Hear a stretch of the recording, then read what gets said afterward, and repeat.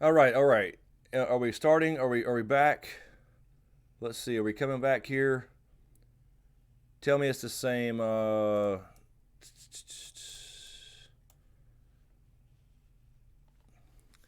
hello. Are we back? Are we back? Okay. Is it working? Is it working? I think we had the same OBS issue. It was recording. Am I here? All right, sweet. It's a new link. Damn it! It's a new link. Really? God Almighty. Okay. Hold on one sec. I apologize, guys. OBS has an issue while recording these. Let me grab the new one really quick. Okay, let's see. We got a new. Yep, it is a new one. Really quick. Wait a minute. Why am I? Oh, didn't mute myself. Okay, give me 1 second. Give me 1 second. Give me 1 second. Sorry, sorry.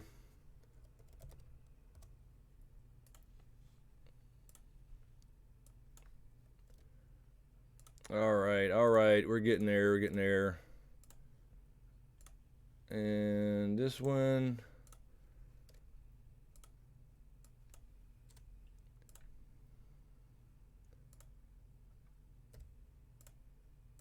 Okay, okay. I had everything set up early too. Everything set up early. Okay, that is. Viewers want to see if y'all are watching with that. All right, fix that. There we go. We got 73 back. Is that right? 73, and now everybody's got to like it again. Everybody's got to like the video again. So now I got to delete the other video. Okay.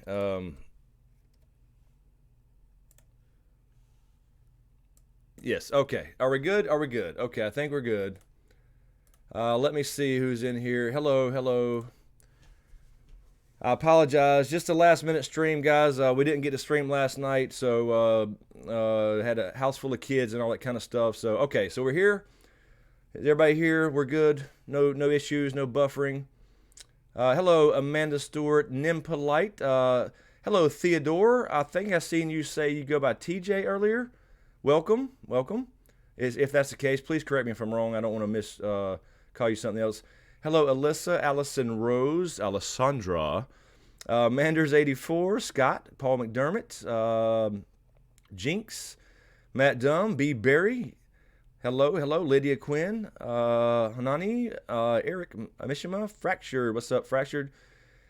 Jake from State Farm. Yes, Jake, hit the damn like button again, man. Come on. Hello, D. Brown. Welcome, welcome. Wesley Voles, Rob Green, Melody Daniel. Hello, True North, Ashley Marie, Joaquin. Hello. Okay, so we're working now. Everything's good. Is that right? Okay, let me check this. Thank you, Daniel L, for just subscribing as well. Welcome, Daniel L. I know I missed some people there. I apologize, and I apologize for the tech difficulties. I had this all set up, straightened out, just sitting here waiting, and then the recording issue. So that has not been updated there. This is the older version that I use for this. I used the new one for Twitch. So anyway, all right. So yeah, I just figured I'd do an impromptu live stream since we didn't last night. And just say hello and just hang out with you guys. If you're, hope everybody had a great weekend, a great Johnny Master Arms. Be careful. I don't know what you're typing there, but Nightbot would time you out for caps and emotes. But anyway, I hope everybody. Hello, Slope, Christian. I hope everybody had a nice Memorial Day. What's up, Doc Holiday? Did you make it home, man? Did you make it home? This is the post Con of Thrones live stream. I have no idea what happened. I haven't talked to anybody except for Carol for a few minutes the other night. So yes. Hello, Monkey Male Dog, Stephen or Stephen Edwards. The president wasn't promised. Kerry, Joey, Daniel Martinez. Doc, that's a long drive, wasn't it, man? Long drive. Uh-oh, Slope. Hope you feel better, man. Feel better, feel better. 9 degrees. Same here. Manders, I hope he does too. What's up, Shark? Shark! Which is apparently a game now. What's up, John? Claybo Ball. I'm sorry if I'm mispronouncing that. Brett Rubenstein. D. Brown again. Yes, 12 hours, Doc. I know. I think ours was going to be 16, I believe. Anyway, really quick, thank you again, Diane L. Jay Bridges, Raj, is that Katiwada, I believe, Mike Daniel, Nolly D, Summer Rain Music, 180489590, Thomas, I guess Thomas Shimon, I'm not sure how to pronounce that, Revan Tox, or Tonks, Corey Brathwaite, John Condon, and Anika, thank you for subbing as well. And I see Raging Cajun. Thank you so much, Raging Cajun, for the Streamlabs donation. Let's see here. What does it say? And I posted this late on Patreon as well, which I actually need to pull up Patreon really quick. But I want to mention Patreon really quick, too. I'm going to make a few changes. So what we're going to start doing is we're going to start doing on Sundays. Let me find the post I made. On Sundays, we're going to start doing Patreon private streams before the main stream. So just a little incentive there, and then that way we can kind of go through, let's see here, there it is. We can kind of go through the regular stream and just catch questions from the main chat, super chats, and all that good stuff. And that way Patreon will be more of a private thing. So I think we'll start doing that to where we stream probably a little early privately on Patreon, so that will be another hopefully incentive for some exclusive stuff. And then that way we can just go through the regular, it's because we're pulling questions from like 3 different places, and it gets kind of confusing. Let's see, nope, that's the link I want. First off, D Brown on Patreon, though, thank you. Monday stream, cool. Do you think about what I said in my email to you? Yes, I have, and I will get back to you, D Brown. Thank you very much. I appreciate it. And Raging Cajun, thank you for the donation on Streamlabs. Does Jerem ever explain why Robert Baratheon was fostered at the Eyrie, given that he was to inherit Storm's End? I get Ned because he was the second son and not supposed to be the Lord of Winterfell, but why Robert? That's a good question. I don't know if we've got the clear answer to that either. It's just kind of said, to my knowledge, that he was. That's just where he met Ned and all that. So I don't think it was that big of a deal for Robert. On our end, I mean, as a reader, because obviously it was more about Ned, and Robert was kind of a B character. So yeah, it was odd, but I think it kind of helped set up the Robert's Rebellion. You know what I mean? And that kind of thing with Jon Arryn and Ned and the whole gang and all the different banners that Jon Arryn called. So I think that's the reason for that, and it's kind of a backstory on how they met and how they became best friends, etc. But it is a good question. Him being the actual heir to Storm's End, eldest son. Maybe I would imagine he was probably a bit of a troublemaker as a kid, and they used fostering and stuff like that to help also learn from other regions and their different cultures and methods and all that kind of stuff as well. So, hello Daniela, love from Portugal, love from the U.S. Welcome. Brett Rubenstein says, are we really not going to see Winter in Essos? I mean, the books, it has to be. This has to be a worldwide thing in some aspect because the legends come from Essos. The show, I don't think, is going to focus on Essos. They may show, maybe they'll show some scenes, but I don't know, since the White Walkers can't actually reach there, apparently, at least not anymore. That's the big question, so I don't know. I don't think the show will focus on Essos, though. Let's see here. Okay, we got, so everybody, 154, no issues. I'm just keep double checking. I'm paranoid. I'm freaking paranoid about this damn stream. It feels odd sitting here by myself, too. It's, ER, will Euron summon a Kraken? I wouldn't think so. I don't know if they're going to go that much into more magical stuff. It would be kind of cool, though, honestly. That'd be really, really cool, actually. But yeah, I wouldn't think. I mean, the book you're on, you never know. He's got some magical stuff going on, trying to be a so-called god and all that kind of stuff. So it could happen. It could happen. Oh, I forgot to move that really quick. 1 second. I was just changing this up, doing it gaming style. And let me, yeah, that right there. Let me grab that. Nope, not that, not that, not that, that, yes, that. Let's put that up here. Okay. What's up, K-Dubs?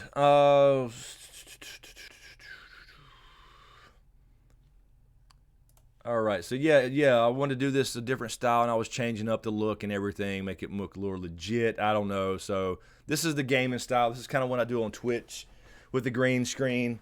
For you guys that hang out on Twitch at nights when I stream some video games and hang out. So I don't know. How do you like this? Does this look better? Look better than that other ugly blue simple background? I don't know. You tell me if it looks cool or not. We'll see. We'll see. What was you saying? K-Dubs, can you remind me, did Dany carry her dragon eggs through the fire because she knew of the prophecy of waking dragons from stone? No, I don't think she did know of the prophecy at that point. Any prophecy, and that's kind of a show-only thing where Melisandre told her about that so far. I think she just had this calling almost, this dragon bonding thing in her blood, being a special dragon or whatever, and kind of thought about, she kind of put it together in the head, but didn't say it, as far as kind of the recipe, fire and blood. And that came from, I think, the Miri Mazdur stuff and all that, her kind of figuring out, wait a minute, I know, and her thinking back also to the hot bath and her brother dying, a true dragon can't be killed by fire, you know what I mean? So I think it was more of that type of thing, where she just kind of figured it out and didn't really verbalize it.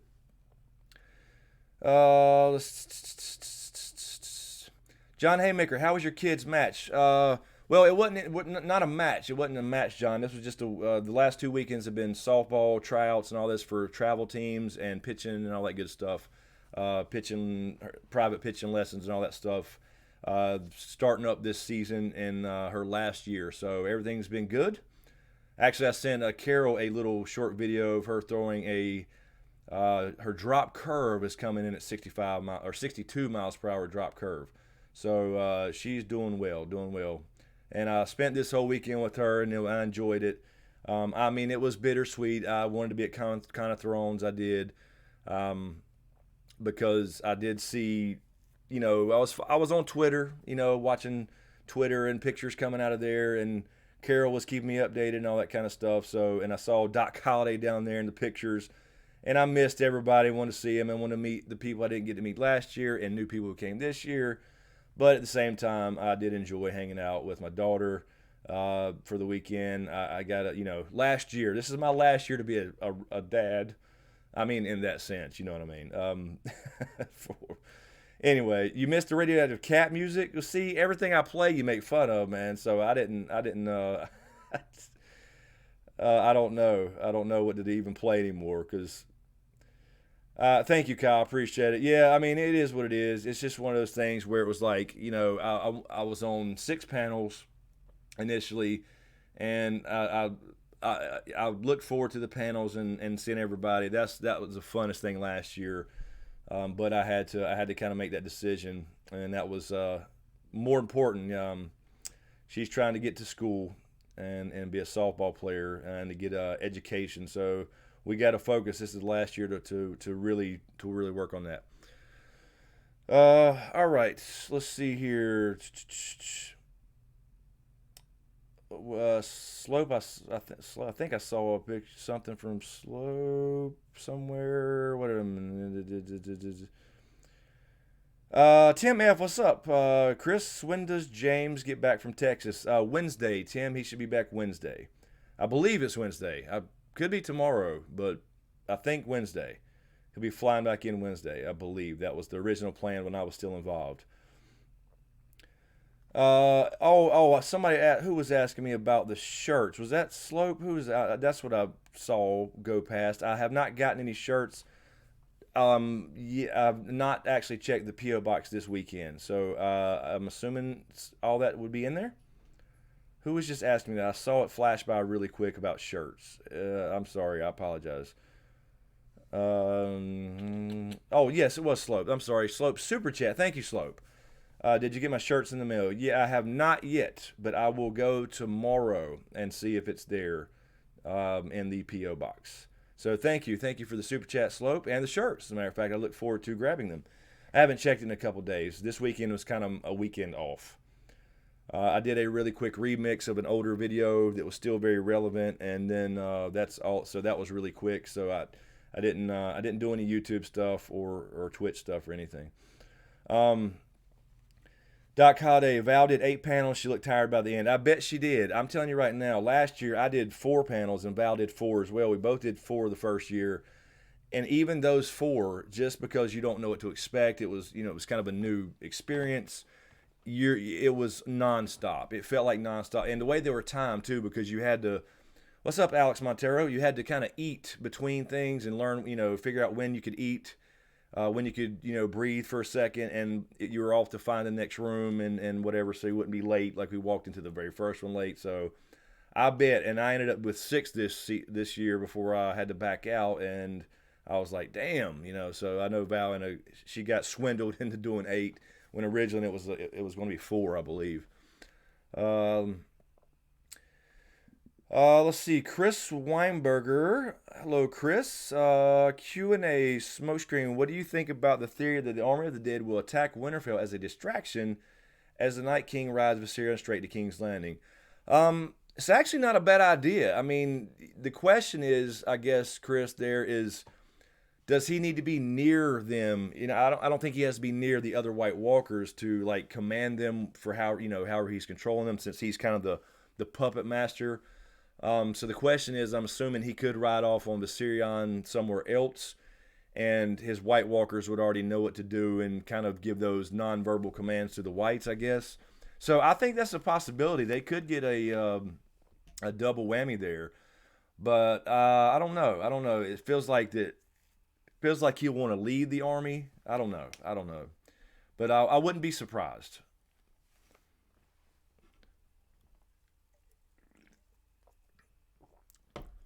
Let's see here.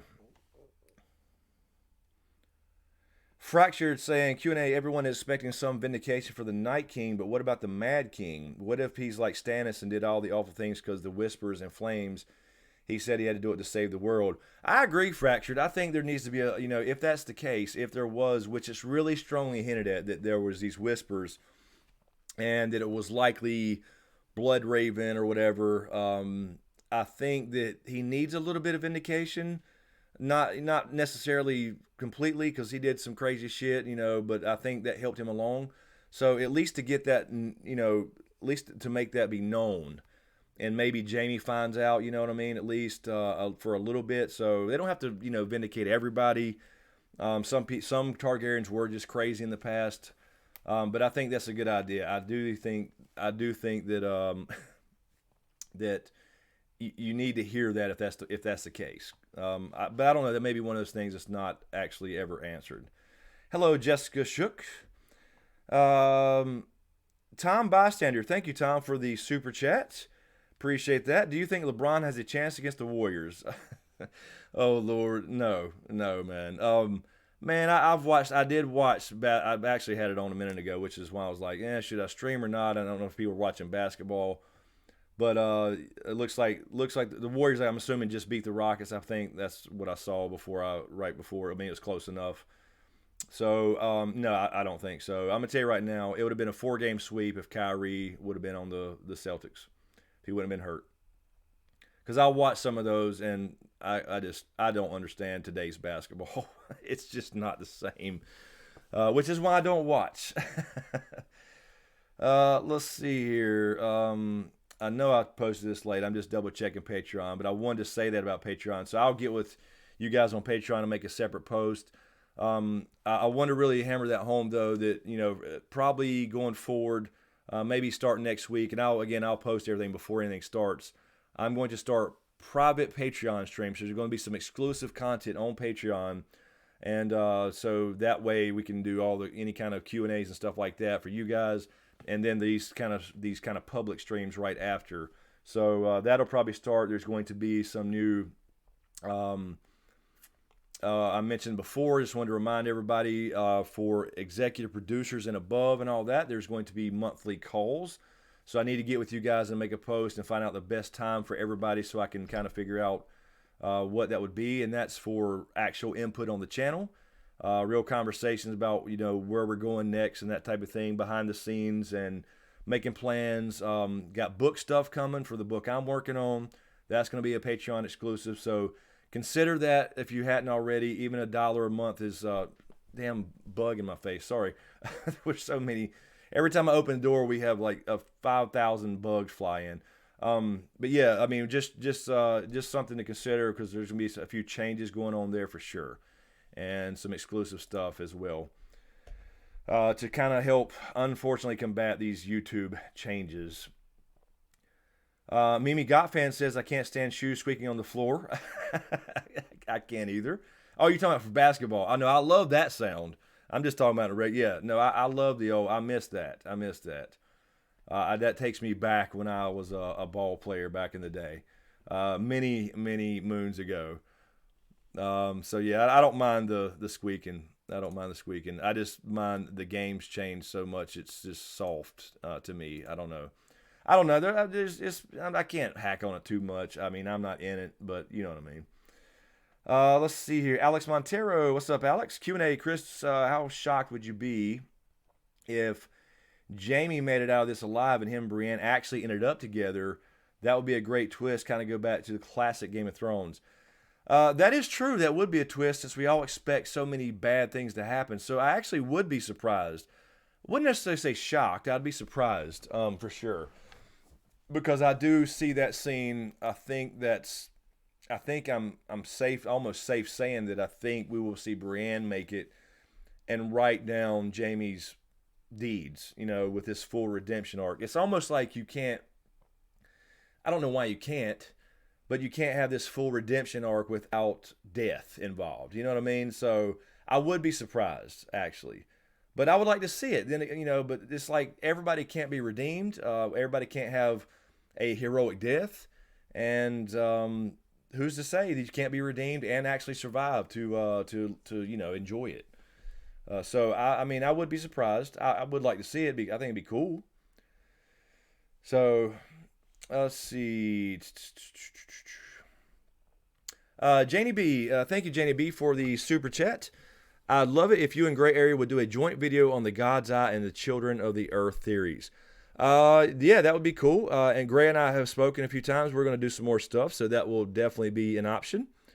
I don't know about the God's Eye specifically, but that will probably come into it with what we're talking about. So that will be happening at some point. So thank you, Janie B. I appreciate the super chat.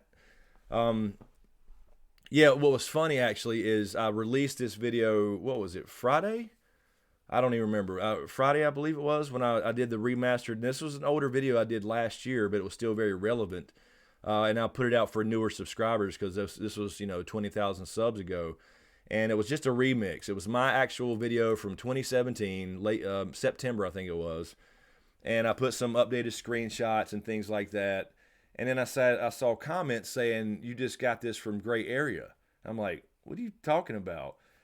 Gray Area just did a video on this last week, give her credit. I'm like, this is my own video from a year ago, and which I linked and everything. So I had to make it a pinned post that it was my own video from last year. So it wasn't, I don't copy people. And then I watched her video, and it's about the Night King being Azor Ahai. It wasn't even what I was talking about. So I had to defend myself, and then Gray saw it, and she was like, no, she went there and made a comment too. So, but yeah, anyway, we have talked, and we'll be doing some more stuff too. Let's see here. Let me check this. I think we're good there. Let's see here. D Brown, thank you so much, D Brown. I saw you at Con in the pics that Carol sent me, and she was tweeting. Thank you for the donation on Streamlabs. Appreciate it. Sorry you missed the con. James did a great job on the panels for me. Good, awesome. But did nobody heckle him? Nobody heckled him during the Tywin Lannister panel. I wanted somebody to heckle Doc Holliday. You didn't heckle him? Did somebody tell me that they, gave him a little heckle from me? that was supposed to happen. So thank you so much, D Brown. I really hate I didn't get to meet you in person, but thank you so much. I really appreciate it. Every week you're stepping up and supporting the channel big time. And you don't have to do that. I really appreciate it, all of you guys. Let's see here. I saw. K-Dubs, would Germ be cruel enough not to finish a redemption arc? Like the Mountain is about to kill Brienne and Jamie cowers instead of saving her. I'm just sad thinking about it. Yeah. You know, he probably would in some cases, but I don't think for that particular case. I couldn't imagine that. That wouldn't make sense. That would just be bad story writing. You know what I mean? Storytelling, I'm saying. But yeah, he would be mean enough, so I wouldn't be surprised. Wait, Eric Mishima, Peter Griffin. It's just that I hear everything you type in PG's voice. Oh, I'm sorry, y'all are having a conversation. What's up, Amanda Stewart? Mander, you're taking a break from Dead by Daylight. I was actually thinking about playing it earlier, but I decided to do this instead. I wanted to not miss a stream this week. Doc Cody, I was nice, but he was caught way off guard on his other panel. It was much more X-rated than he thought. Yeah, I heard the love panel was a little different from what he expected. He was all serious about it. And I heard it went south real fast, which doesn't surprise me for Khan. Jared P, will John ride a dragon by himself? I think he will. And I don't think it has to be the third Dragon Rider thing necessarily. Dragon has 3 heads, because I think the Night King kind of answered that one for us. And I think he is a Proto Stark, by the way. Proto Stark, just saying. But I think he will. I think that would be almost a confirmation, because I think he's going to hear it and he won't quite believe it. He'll be shocked at first, and then when he does talk to Danny about it and all this stuff. Yes, D Brown is a super supporter. So much. I appreciate it so much. And everybody, but really thank you, D, every week. But yeah, I think he will. Because you got to think about, like, it's almost a, you know, you're going to hear about it. He's going to eventually talk to Danny about it. It's going to be kind of unbelievable to her that she's been over here. This has been her destiny, she's thought, to come through the throne. And that's what she's going to find out, that it's never been her destiny to come sit on the Iron Throne. It was to save the realm. But that would be almost a visual confirmation that he is a Targaryen. It may actually prove it to himself, because he may not believe it at first, even though he knows, Bran is telling the truth. But it would still be hard to. It's going to be a shocker for him, for damn sure.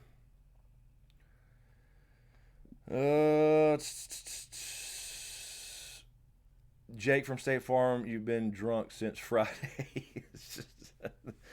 Oh Lord, you should have been at the con, Jake from State Farm. That's the usual down there for sure. John Haymaker says, I think the Night King is a Targ. It's interesting though. That's the thing, John. I would not be surprised if there's something related there. That's the whole Craster theory that a lot of people follow, and I kind of buy into it a little bit too. But it goes back to the timeline. The timelines are all fucked up. And if the Night King is a Targaryen, then the whole Valyrian timeline of 5,000 years old is wrong. It just has to be wrong. I mean, I guess you could have Proto-Valyrians, right?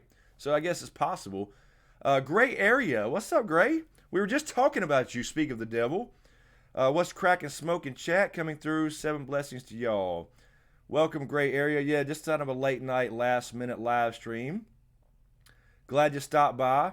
We were just talking about doing another, people were asking to do another collab type thing about the Isle of Faces, God's Eye, and I told them we had been talking about some stuff when you get back from vacay. So enjoy your vacay, Gray. Look at that. I'm rhyming and stealing. Shit. Yes, Gray's going on vacation, but when she gets back, we'll definitely hook up and do something. And we got a lot of stuff to talk about, a lot of cool stuff to talk about, and I'm sure it'll involve that as well. Let's see here. So yeah, Janie B, that just super chat a minute ago. There you go. There's Gray for you. There's Gray. She'll tell you herself. Yes, Gray. Timeline is fucked up immensely. I just finished editing something on that. Yes. That's exactly what we're saying. It's absolutely screwed up, and nobody knows the real truth of the matter. The Maesters certainly don't know the truth of the matter. But from what we know, what I was saying about the Proto Valyrian thing, the Night King, Proto Stark, is it something with Valyrian blood, blah, blah, all that kind of stuff, is that the Valyrian freehold's only 5,000 years old. Well, he was created 8,000 years ago.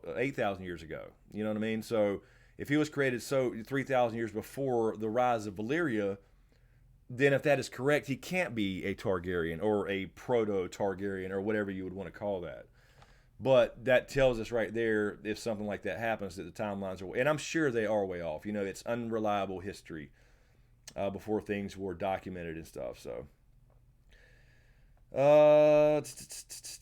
let's see here. Well, I had something.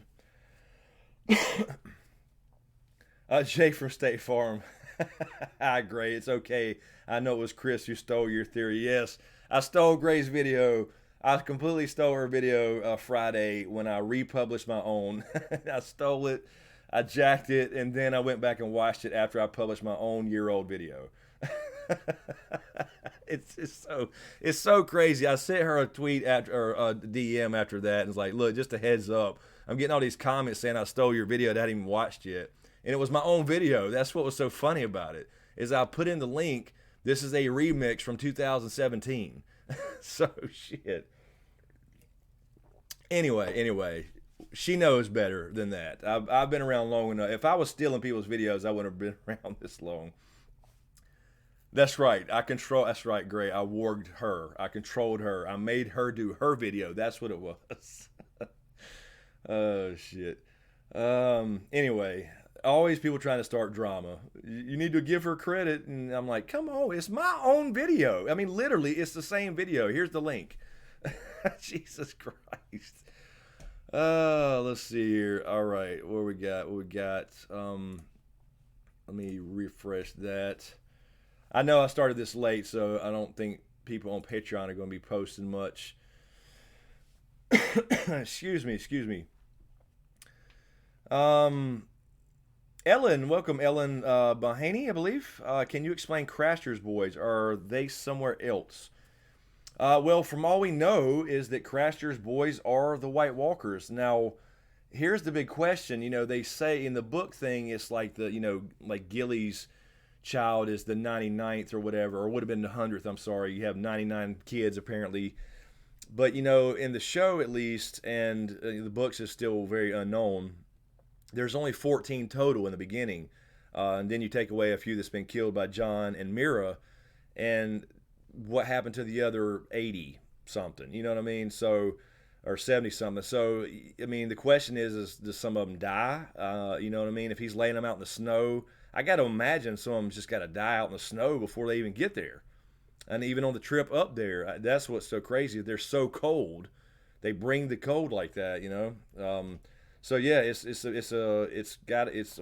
if he's sacrificing all of those kids, some make it, some don't, I assume. I don't know.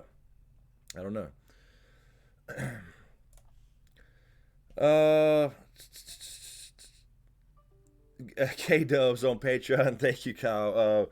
Whispers into your ear, burn them all. They accuse you of stealing, burn them all.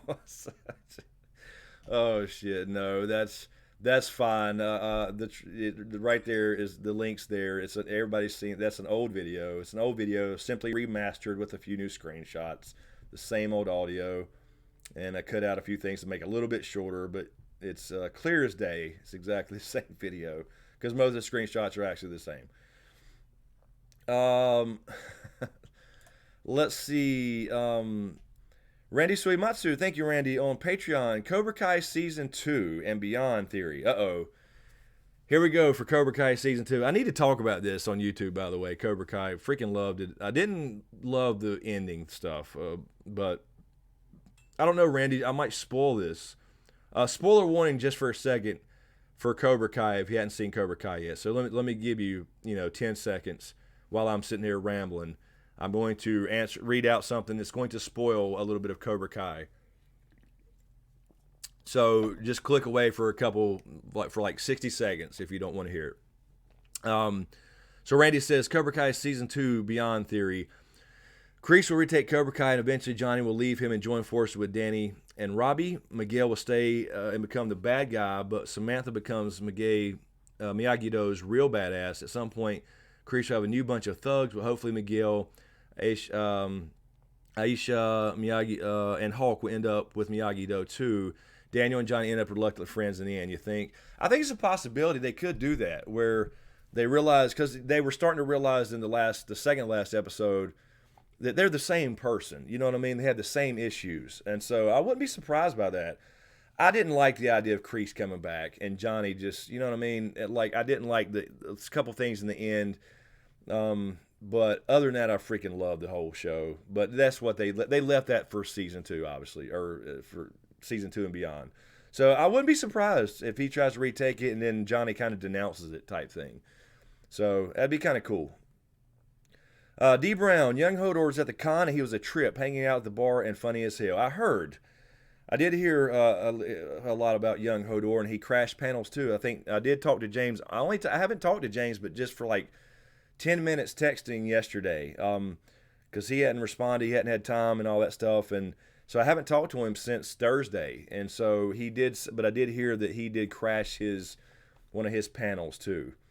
So that's cool that he was just walking around hanging out and being accessible, and because I heard that Shay, the actress that plays Shay, that her handlers or whatever were kind of assholes. I did hear that because I want to talk to some of these people and get some interviews and stuff like that going, and they on the channel, not just there in person. And I heard that she kind of felt bad or looked like she was sad about people trying to approach her, and they wouldn't let her do certain things or go certain places. I don't know. I don't know. We'll see. I'll hear all the details soon, I'm sure. Hello, Pranav, Bavaskar, I believe. Hello. Welcome.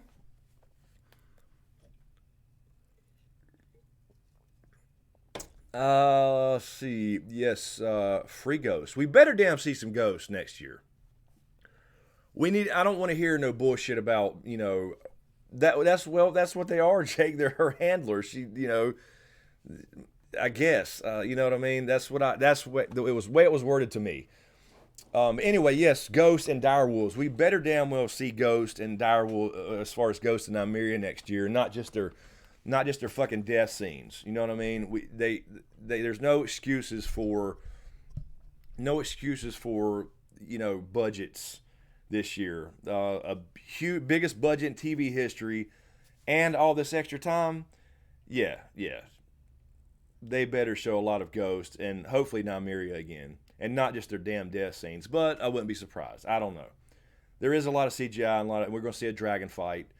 Mid-air Dance of the Dragons 2.0. So they could skip Ghost, but I mean they better not. Brooke Person, thanks for asking. How is your daughter's finals going? She is, as far as her school finals, that will be this week, or next week. Let me look at this calendar here. I don't even remember. No, next week. Yeah, so next week is her finals. So she should do fine on those. I hope. She always has. She always pulled them out. But it's been on softball. It's been on softball this last couple weekends, which is why I couldn't go to con. But she's doing great with that. Yeah, K-Dubs. I mean, again, I don't know the full details. But even James said that he was going to approach her and ask her something, and they kind of stopped him and acted like an asshole to him. And she looked like she felt bad about it. So you would think, yeah, I agree. I agree. Just like, look, it's just people having fun in a con. You're still here for security. I can talk to who I want to. I agree. Oh, Doc Holiday say okay. So Doc confirms that then. Okay, cool. So yes, apparently that happened. Yes, Eric Mishima, Eric Mishima, hashtag direwolf puppies. Yeah, exactly. We do need that. That'd be cool. That would be cool. We talked about having this like epilogue type thing.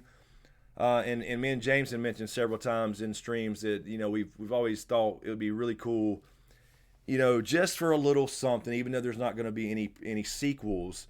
That if you had this ending scene where the camera pans out and you see a clutch of dragon eggs laying there or something somewhere, but that would be cool to see a little, a couple of little direwolf puppies. They're not going to live forever. The children say that in the books, especially that their time's coming too and everything. So it's going to be a world without magic, but give us a little something like that in the in the epilogue type show. Just a couple puppies whimpering somewhere. That'd be kind of cool. Because you got to assume there's still some other direwolves left up north. I mean, maybe if they hadn't been killed and turned into whites, there's got to be a few left somewhere.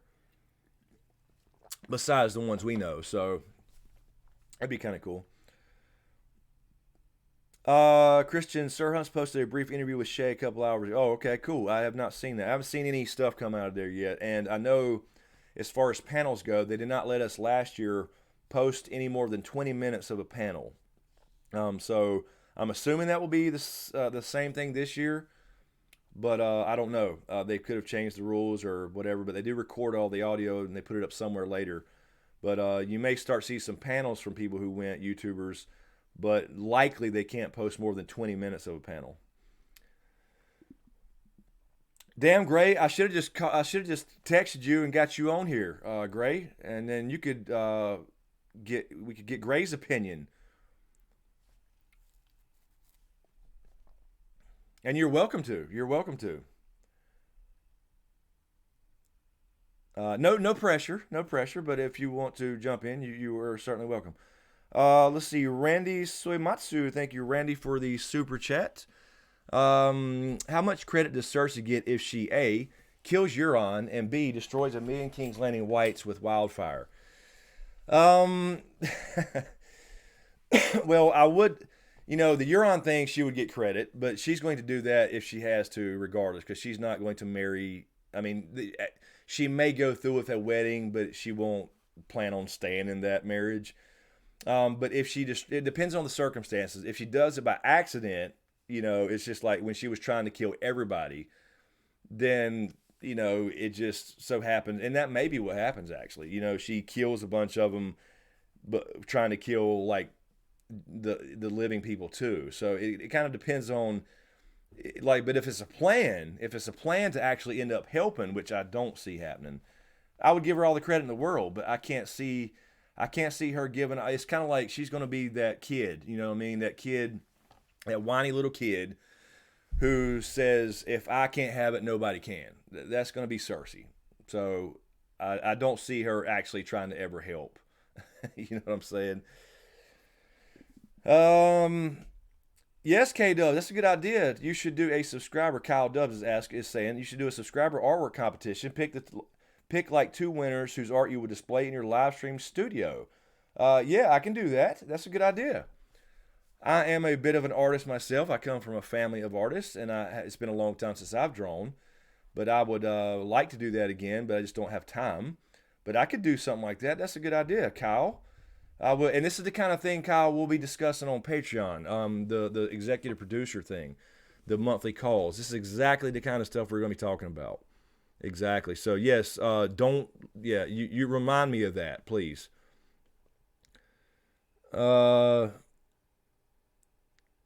You can't get great. You can't come on a stream with my hair not done. You can get on audio if you want. You don't have to. You don't have to get on video. I mean, that's up to you. That's totally up to you. I know it's already 12 o'clock. I don't know what you got going on with work or whatever if you're off. But you're welcome to. I can get you on a call if you just want to do the audio. You're welcome to join. I mean, that's fine.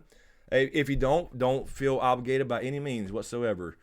Just enjoy hanging out because believe me, I understand. Take a break. You do damn near daily videos, so I understand and you work full time.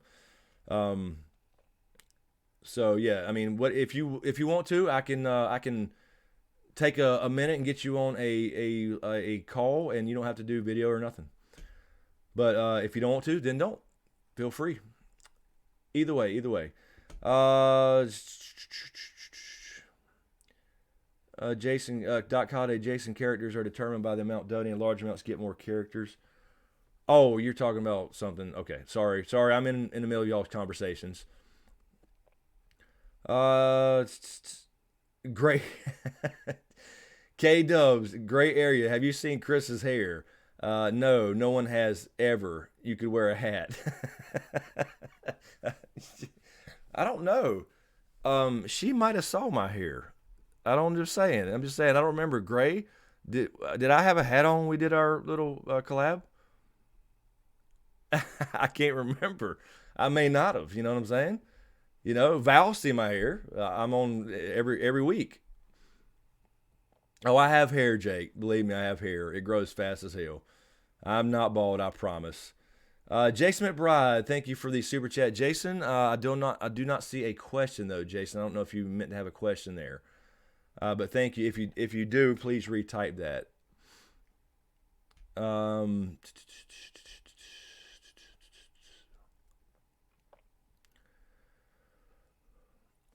Gray, yeah. I mean, everybody keeps calling for Gray. That's fine. She's welcome. If you want to, Gray, let me know. I guess hit me up on the back end there if you want to. If you want to jump on, if you got time. I don't know what your schedule is, but just hit me up in a DM if you want to, and I will take a stretcher really quick and get you on audio, or at least if you want to do that.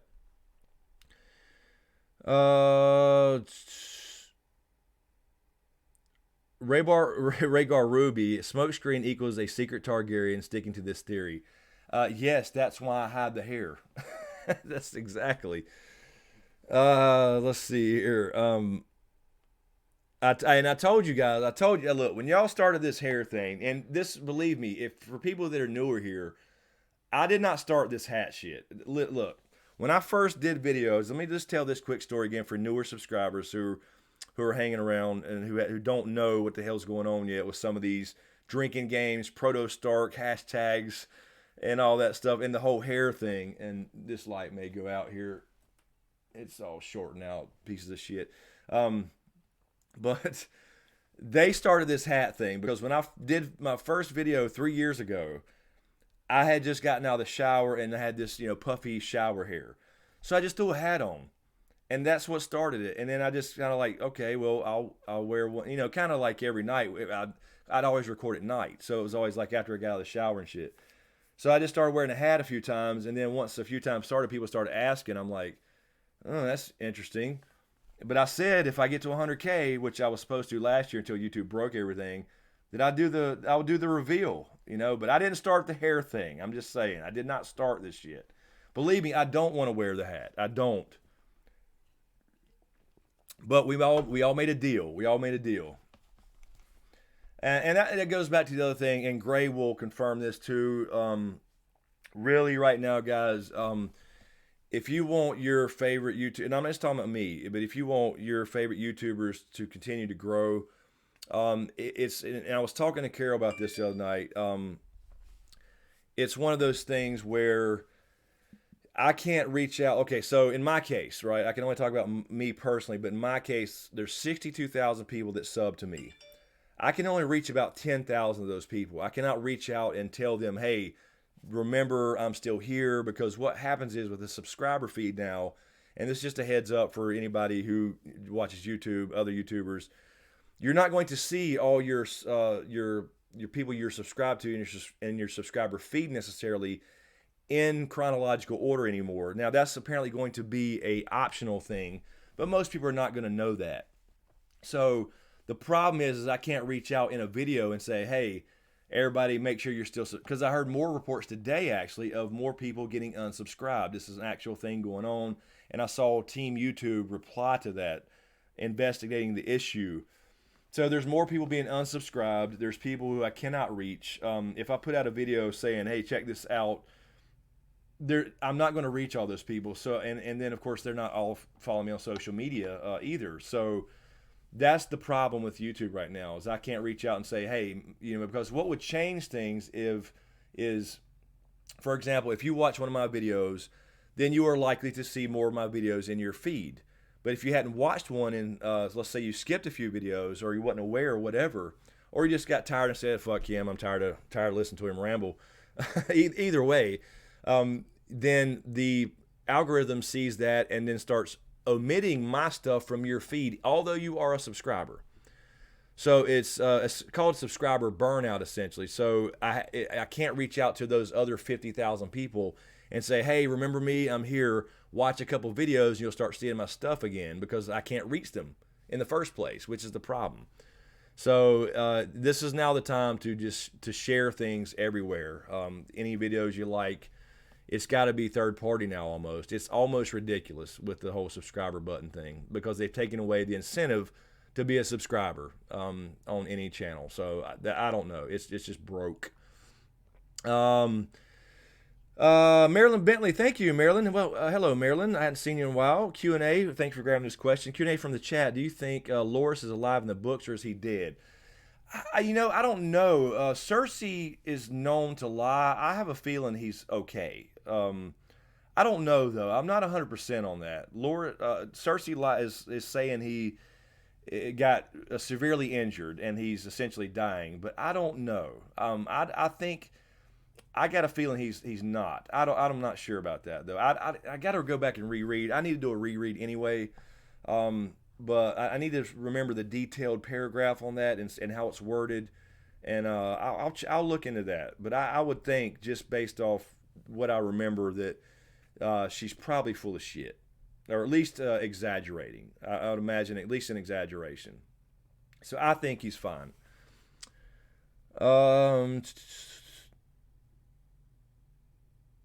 Nonstop. Apparently, yes. I mean, obviously that's a little extreme, but apparently that's why that was her motivation. Yep, yep. And I don't want to say any names or go into that nonsense. That's just fucking terrorism, regardless. Okay, let me see. Did I okay. Okay. Gray is saying that she DM'd me. Okay, I see it. Okay, she is. Okay, so let me do this then. Gray says she's joining.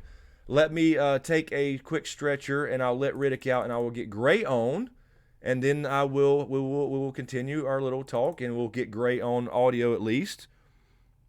If you want to do video, you can, and I'll make a box somewhere, throw you in here, but I'm just on a green screen, so we'll get Gray on here audio if that's cool with y'all. Let me just double check something real quick. House Vinyl, really quick.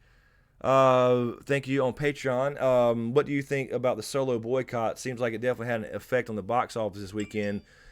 Would Disney make any changes? You know what? I don't know. I mean, they definitely know about this. It definitely got their attention. I have no doubt. I have not seen Solo, but I'm not doing some boycott thing necessarily in any official capacity. I just didn't really. I mean, I'm going to watch it. I'm going to watch it when it comes out. I'm not going to go to the theater and watch it. And that's sad. This is the first Star Wars movie that I will have never seen on the big screen. So I definitely think it got their attention. Now, regardless of whether they listen because they're always going to make billions and all that stuff, I don't know. So I hope it at least gets their attention about hardcore fans and screwing things up and not forcing political crap down my throat. I just want to watch the movie. I don't need the identity politics. I don't care about it. I don't watch it for that. And so, I don't know. Hopefully at least got their attention. I mean, so they know about this. They know about the backlash, believe me. The Last Jedi actual score was like a 29 when you take away all the agenda pushers. So anyway, I hope so. All right, so K-Dubs, I see that. I'll grab that in just a second. Let me take a quick break and get Gray on, and we'll continue. So yeah, let me get her hooked up on here, and we'll be right back.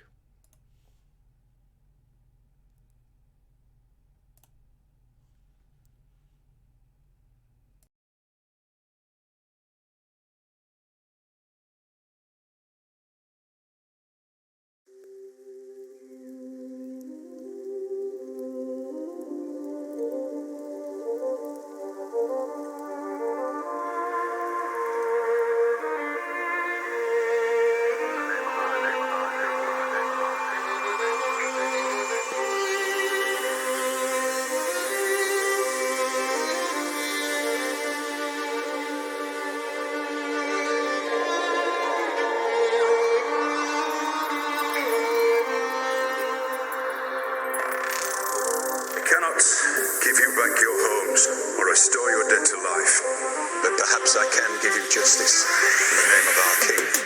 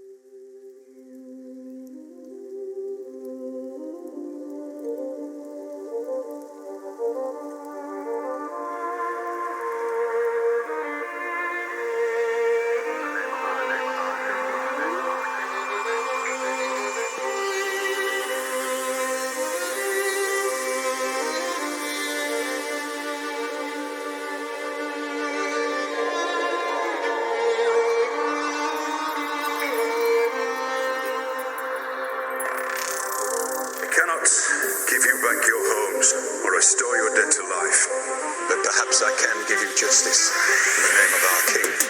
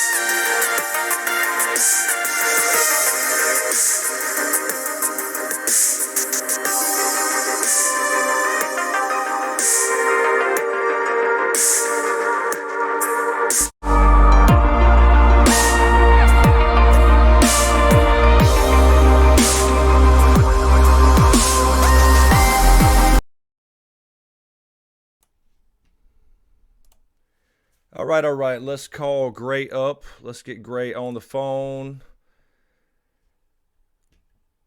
Oh, don't. I'll just put you on audio, Gray. I'll just put you on audio because I'd have to sit there and make a box and all that stuff. So let's see. I'm gonna call you.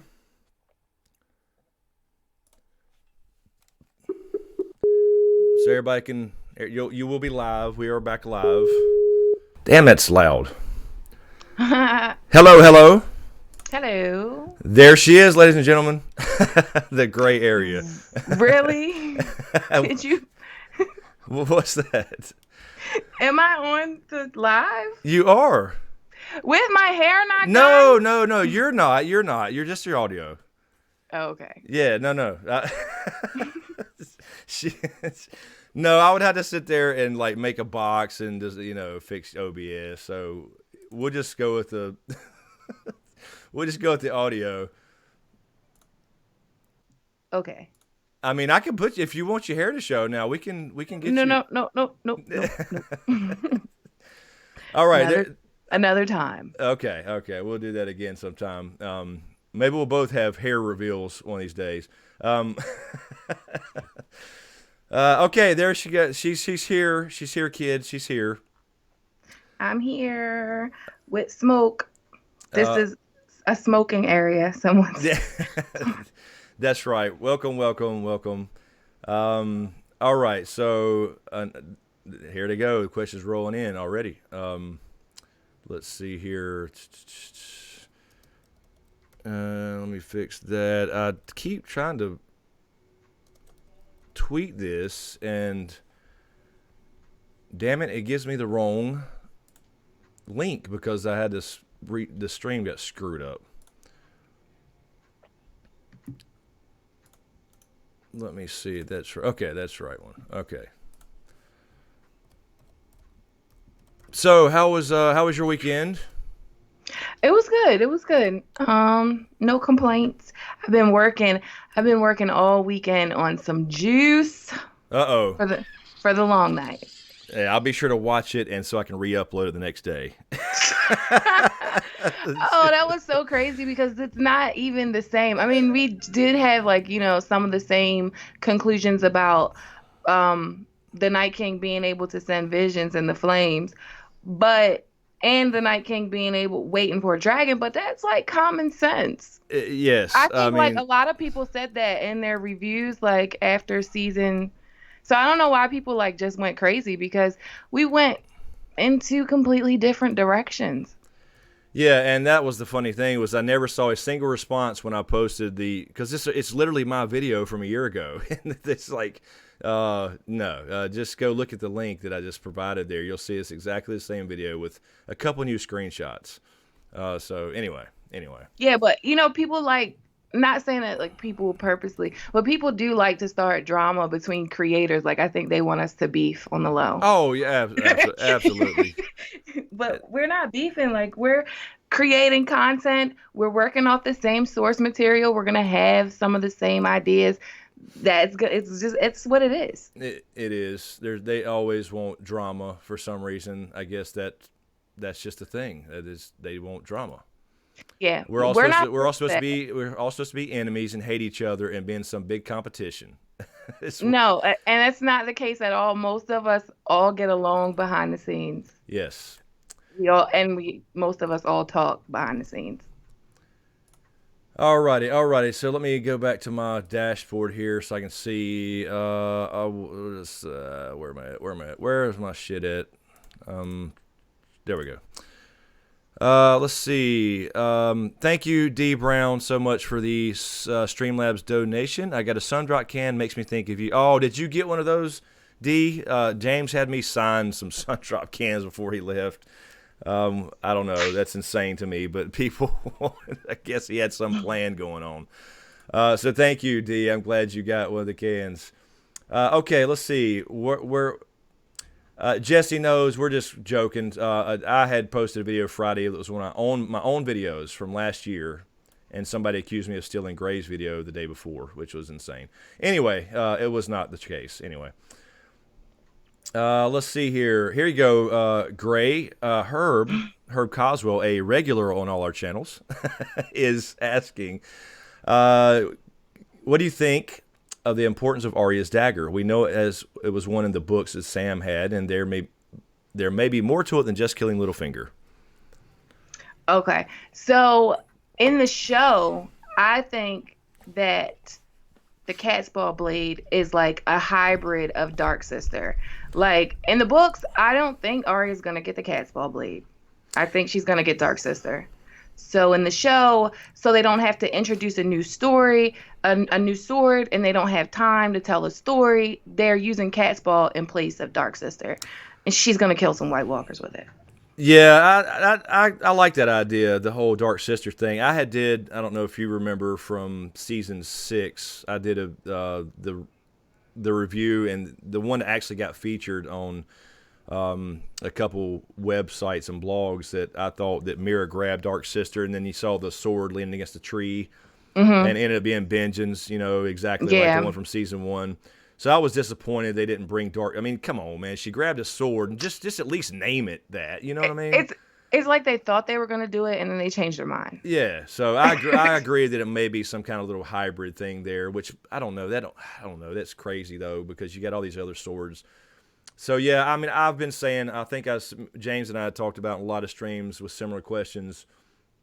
I think it can't just be for Littlefinger's throat. It cannot be. It's got to be a bigger thing. We said that probably 2 years ago in the Dragon series that it would come back into play in the end. So I agree. Yeah, it's definitely. Oh, sorry, I didn't mean to cut you off. No, go for it. It's definitely. I think blade or dagger. So it's definitely a special weapon. But not only that, it's the only one of the weapons that has a dragon bone hilt, Yes. and that might make it, more special because a lot of people think that the Night King can't be killed with Valyrian steel. Yeah, and I'm one of those people, only because I think I've always thought that dragon glass was probably maybe a kind of in the recipe of Valyrian steel, perhaps. But anyway, it's just the fact that he's got a piece in his chest, so I don't think anything of that fire origin can necessarily kill him. So it could make it different. I don't know. We'll see. Because he didn't seem too scared of that dragon fire last year. No. I mean, he's not scared of anything. He's the Teflon Don, and he might not be able to get killed. Bitter, sweet ending. He can't die. Uh-oh.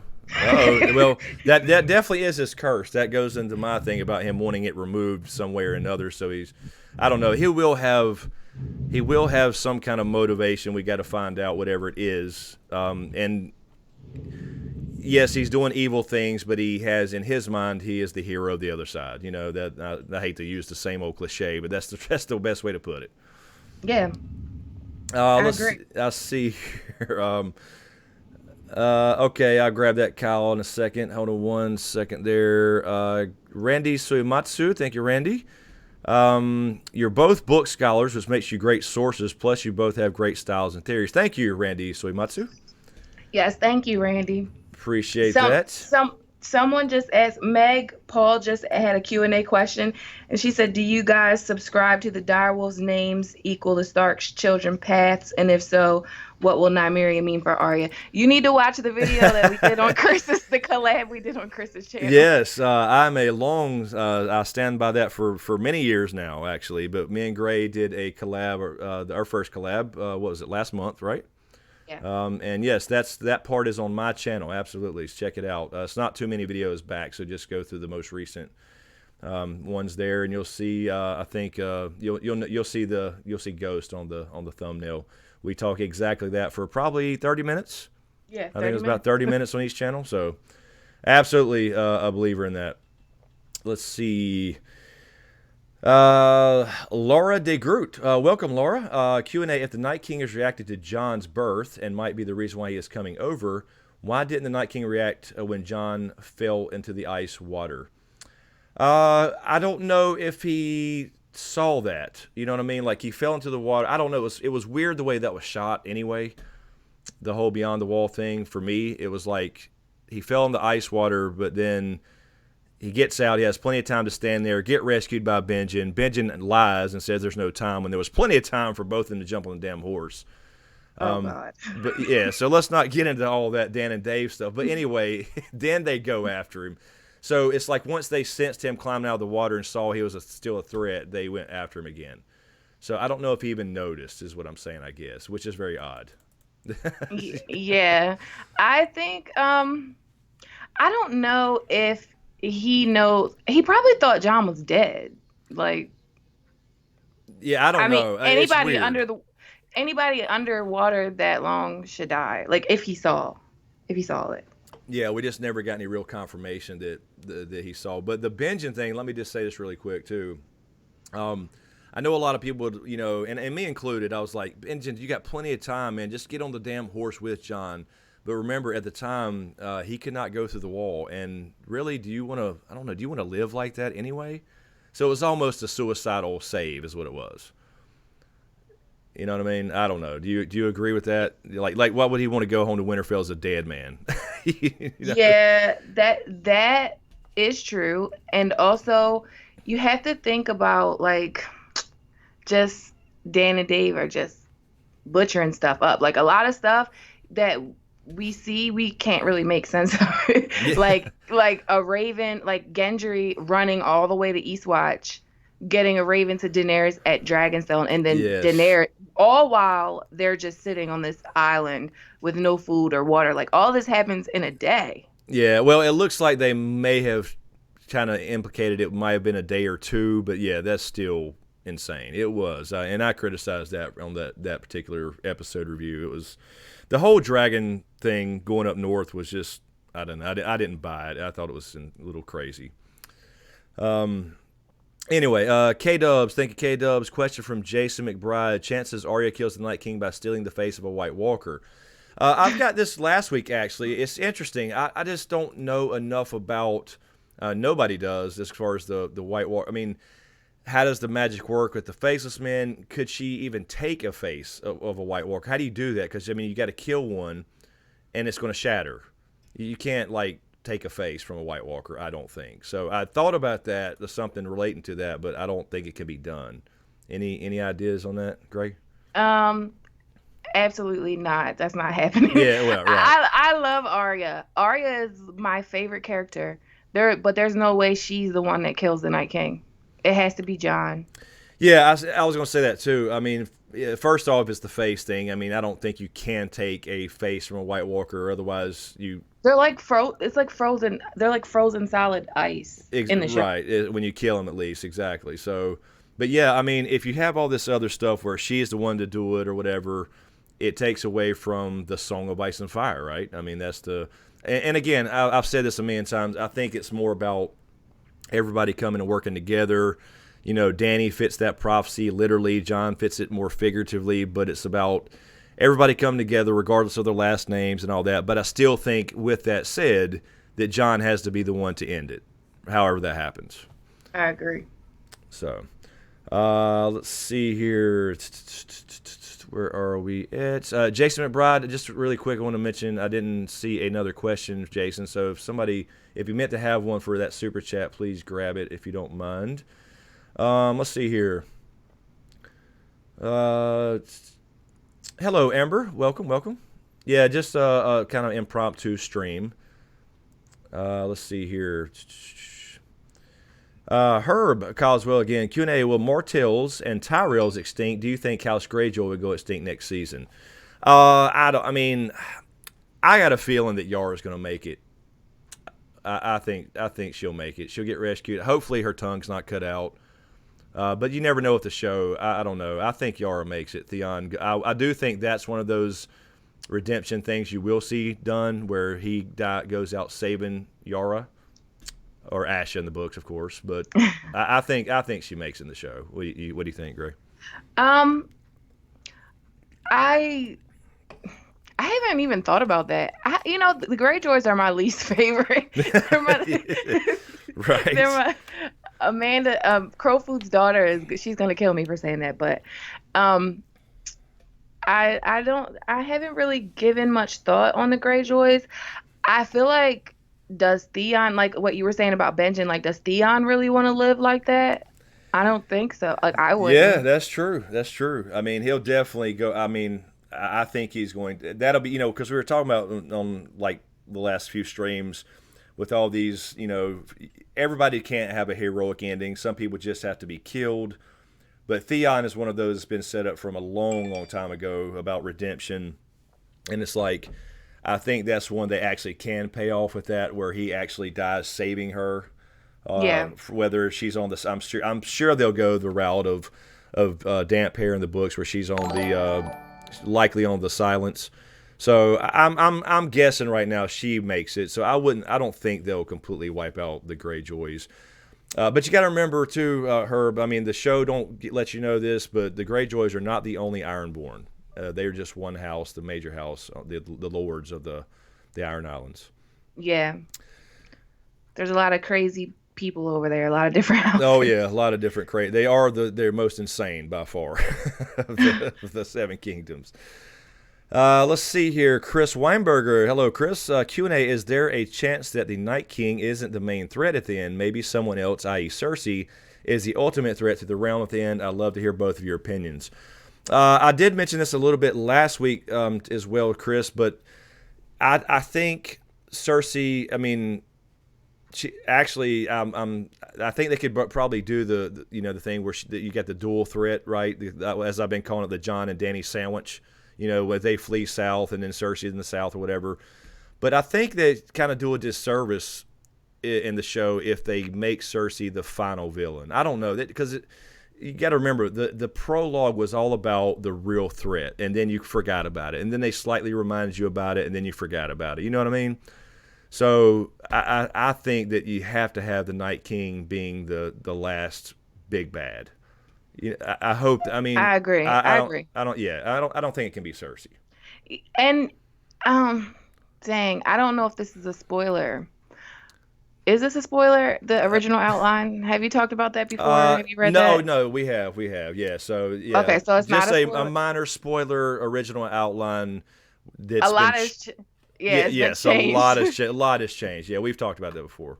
Okay, so the original outline, um, George talks about all the politics and stuff, but he says that the biggest threat are the people that are riding down on the winds of winter. So that's the White Walkers. They're the biggest threat. Right, right. Um, I think it would be so crazy. Like the way that I think season 8 is gonna go is I think that they're gonna encounter the White Walkers in the north, like, but it's not gonna be the War for Dawn. It's gonna be like they're gonna like meet in the field. A lot of the Dothraki and Unsullied are gonna get killed, and then they're gonna have to go to Cersei and like beg her for help. And then Cersei's gonna be like, "I'm not helping you," blah blah blah, and they're probably gonna have to fight the Golden Company and Cersei somewhere in there, and then the Night King, when once Cersei's dealt with, they will immediately have to fight the Night King, and the Night King will be in King's Landing. King's Landing might be where like the big final battle is. Yeah, it could be. I mean, we saw the again. This will be a minor spoiler, so just for anybody who wants to click away for 60 seconds. I'm still here. Sorry, I had to adjust my headphones. I'm back. So but yeah, we do know that there's going to be, if they're building these sets, the Winterfell and King's Landing sets, and not using the traditional stuff they always have, they're going to build them only to burn them down, to break them. So we do have a little minor spoiler here. You will see King's Landing with some, let's say, scorch marks near the top. Yeah. So yeah, I mean, I And think is it really a spoiler because they showed us that in season 2. We always knew it was going to happen. well, that's right. That's technically correct. Yeah, right. I mean, you kind of, if you've been watching, it's going to happen anyway. So it's not really a spoiler. It's not really very minor anyway, if you even consider it one. But yeah, I agree. I mean, the question is, of course, now which dragon does it? You know what I mean? Is Dany going to end up going like, look, where she's like, look, because they're going to find out from Jaime, right? He's going to Winterfell. I think Bronn follows him or whatever, catches up somehow, maybe even beats him there. They're going to find out that she was full of shit. She's not sending any help. And Jaime's the only one that shows up. Maybe they didn't show him grabbing anybody, but perhaps he could talk a handful of Lannister soldiers to go with him. But they didn't show that. It looks like he was already gone from the city. So I'd imagine it's just him and Bronn show up, and they find out Cersei was lying the whole time. She may just lose it. She may just lose it and go flying down there. I don't know. That would be crazy. And do a little bit of Mad Queen. You know what I mean? Right before, because she's. I hope not. I don't want. Yeah, I don't want her to do that either, where she ends up killing innocent people and all that stuff. I think I hope not, but she could lose it for a second. Look, I'm going to go fly down there, and she's going to either bend the knee and give her my help, or she's going to die. I don't know. It could happen. Yeah. I don't. Again, I'm not one of those people who think Dany's the Mad Queen. Coming. I think Cersei is the Mad Queen, becoming exactly what she loathed. So I've never bought to the Dany stuff. Yeah, me neither. They definitely gave you little flashes of that or whatever, but she's we all saw last year how she turned and realized the threat was real, and they had the whole boat sex scene, so there you go. Yes, Zakuri, I have seen Infinity War. It's outstanding. I have not. You have not? Or you're No. you're not a Marvel fan? I saw Black Panther. That's the last Marvel movie I saw. Oh, okay. Yeah, Infinity War is really, really good. So far it's the culmination of every good Marvel movie put together. Yeah, so I wanted to watch it, but one of my friends that's a huge Marvel fan was like that it would be a travesty if I watched that before like I watched Thor and some of the other Marvel movies. She gave me a list. Okay, yeah, that is true. Yeah, you don't absolutely have to know everything, but it would help. Yeah, it would help. That is true. Yeah, Deadpool. Deadpool is hilarious, Joaquin, too. It is freaking hilarious. I won't mention anything to spoil it because it's still pretty new, but when that team drops out, that's all I'm going to say. The team scene is funny as hell. Anyway, sorry. We got off track there for a second. That's all right. Let's see. Punch Quote. Welcome, Punch Quote, formerly HHH1200. Welcome. I don't recognize the name. Who takes care of the children in the lands of always winter? White Walkers aren't the babies. Oh God. Oh, they're not the babies, but they are because we saw it happen. But we don't know. That's true, but we have said this before though. I mean, they have armor. They have weapons. They make the weapons, but they tie little, it looks like they tie straw around it and decorations. Maybe some hemp handles or something. Like, is there a blacksmith? Is there a culture? I mean, it seems to be insinuated in the books there's more of a culture of some sort. They do speak in their language. Nobody knows. But it's like, yeah, who's making the armor? It implies a culture. Should we address, I think this is a big elephant in the whole Game of Thrones room. There are only male White Walkers and there are only female Children of the Forest. Why? That is true. That is true. There has to be some correlation. I believe that the Night King, what we saw on the show, what the show did with just sticking the dragon glass through his heart, I think that was like a more simplified version of what's going on. And the Night King probably lives underground, like in a cave, just like the Children of the Forest do. That's interesting. I don't know, but do we know the complete history with the children, that there were never males? I mean, they had to procreate, and we talked about the War King a little bit. Yeah, they did, but like when Bran encounters them in the cave, there are no men. Right. So I think, Jesus, I think there's like, they used this dark magic. They broke the arm of Dorne. They created the White Walkers. But whenever in any story, whenever someone uses dark magic, if you can tell me a story where someone used dark magic and there wasn't some kind of consequence, then I don't know. But what if they created this White Walker? All kinds of shit went crazy, and every male child of the forest was inadvertently turned into a White Walker. That's a possibility. I mean, whether it's a White Walker or not, but the consequences of that, I can certainly see that, because I think the creation of the Night King is what threw off the seasons anyway. It's like an unnatural thing. It was almost like the, whatever you want to call it, the magic was a part of the natural world, but if it's misused, it has dire consequences type thing. So I think that's what threw off the seasons.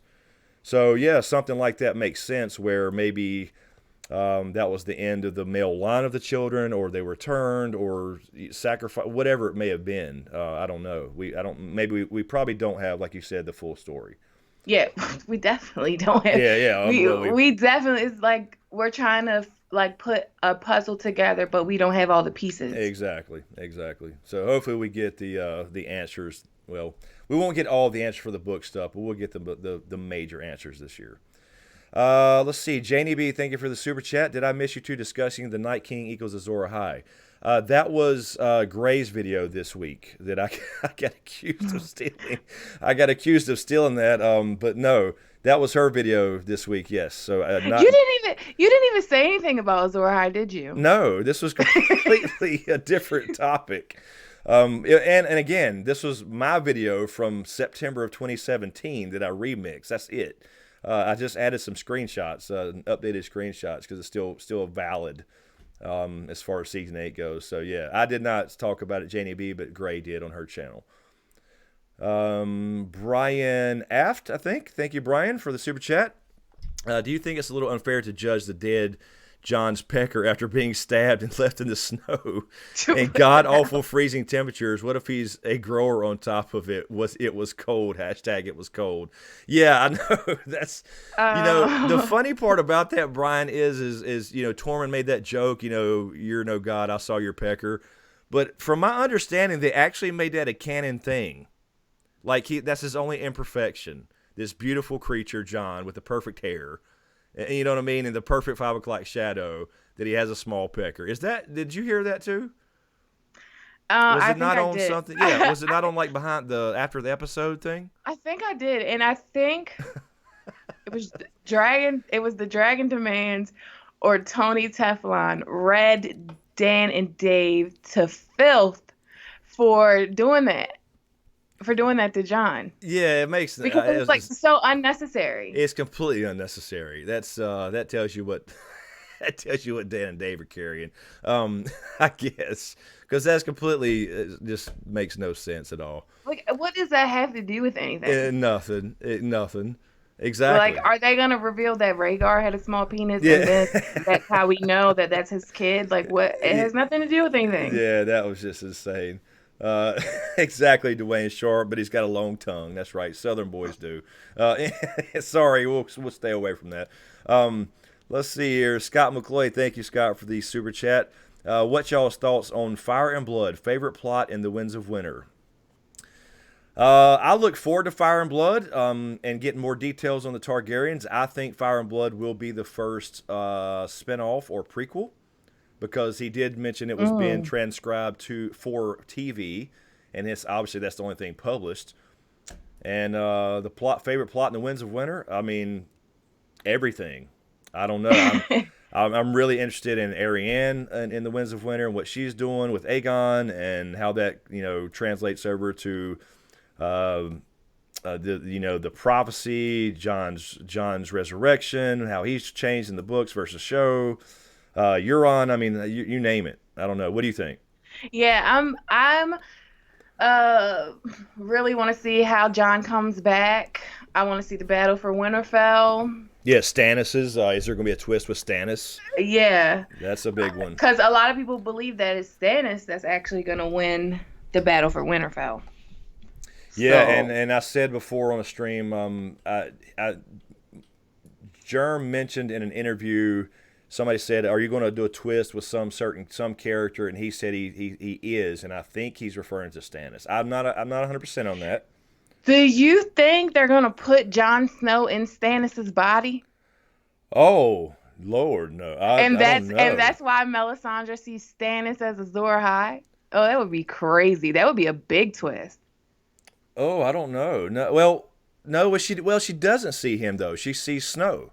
But before, You're saying before, like when she came over and thought it was him. You're saying? yeah, like when she first seeks him out, because she legitimately thinks he's Azor Ahai. Yeah, I agree. She absolutely does. Yeah, she believes that. So I don't know. Interesting. I don't know. I don't know if they'd go that far. But I mean, what else? That is true. I don't He said know. what was the exact quote? What did you say he said? It was something about somebody asked him a question about, are you going to do it? I think they were talking about Stannis, I believe. And I could be wrong, but I think they were talking about Stannis when he was mentioning how he's still alive in the books, very alive and well in the books still, right? Because he's on his way to Winterfell. Right. But I think somebody said something about a twist, and he said that he was thinking about it, and then he thought he probably would do a twist with that character, but I don't know if that was pertaining to Stannis exactly. Because I was trying to think because somebody asked this the other week on a stream, like if Stannis survives and wins, then how does that change the battle? There's no Battle of the Bastards then all of a sudden, and I think there will be a Battle of the Bastards in the books. So where does he go? Would Stannis just lose maybe he loses and he loses the war, but he survives? Then what would he do? Would he join Jon when he finds out he's a Targaryen? Would he just go back to? I mean, you're going to have Dragonstone. Dany's going to eventually come in the books too. What would he do if he survived that? I don't know. Maybe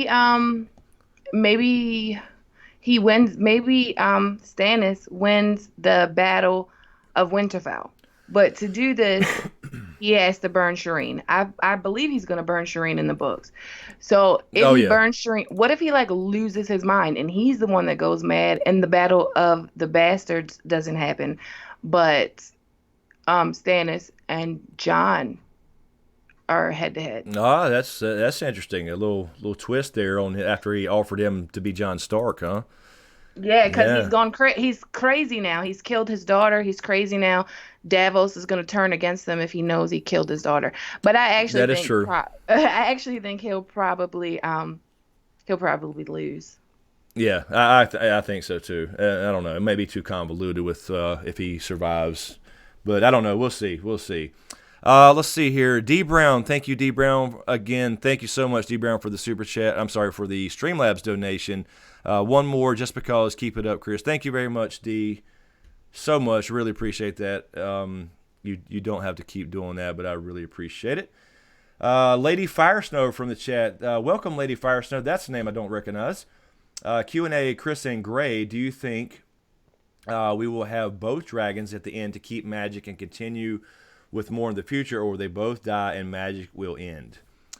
I'll start, Lady Firesnow. I think that magic has to end. I think that's the bitter part of this thing. Not just the people dying. There will be a lot of death and destruction of people we all love, but I think it's going to be, if it follows the Lord of the Rings style thing, I think magic has to go, and that goes into my endgame theory. I know I always push that, but there's a link in the description of this video on how I think it's going to end, and that'll answer that question in detail, at least from my opinion. Gray, what do you think? You think dragons go and all magic, or are we keeping a dragon? I have that, like, if you ever read Lord of the Rings or if you ever watched Lord of the Rings, it's not really, it's kind of a happy ending, but it's the right. magic. It's the magic that dies out. Most of the all of the main characters live. Yes, that is true. But it's like things are changed forever. Like the Shire isn't really the Shire anymore. Like it's not that magical place that it was, and I feel like it's gonna be like that for Winterfell. Winterfell's not gonna be the same. The Children of the Forest are gonna be gone for real. Like no more Children of the Forest, no more dragons, no more White Walkers, and no more direwolves as well.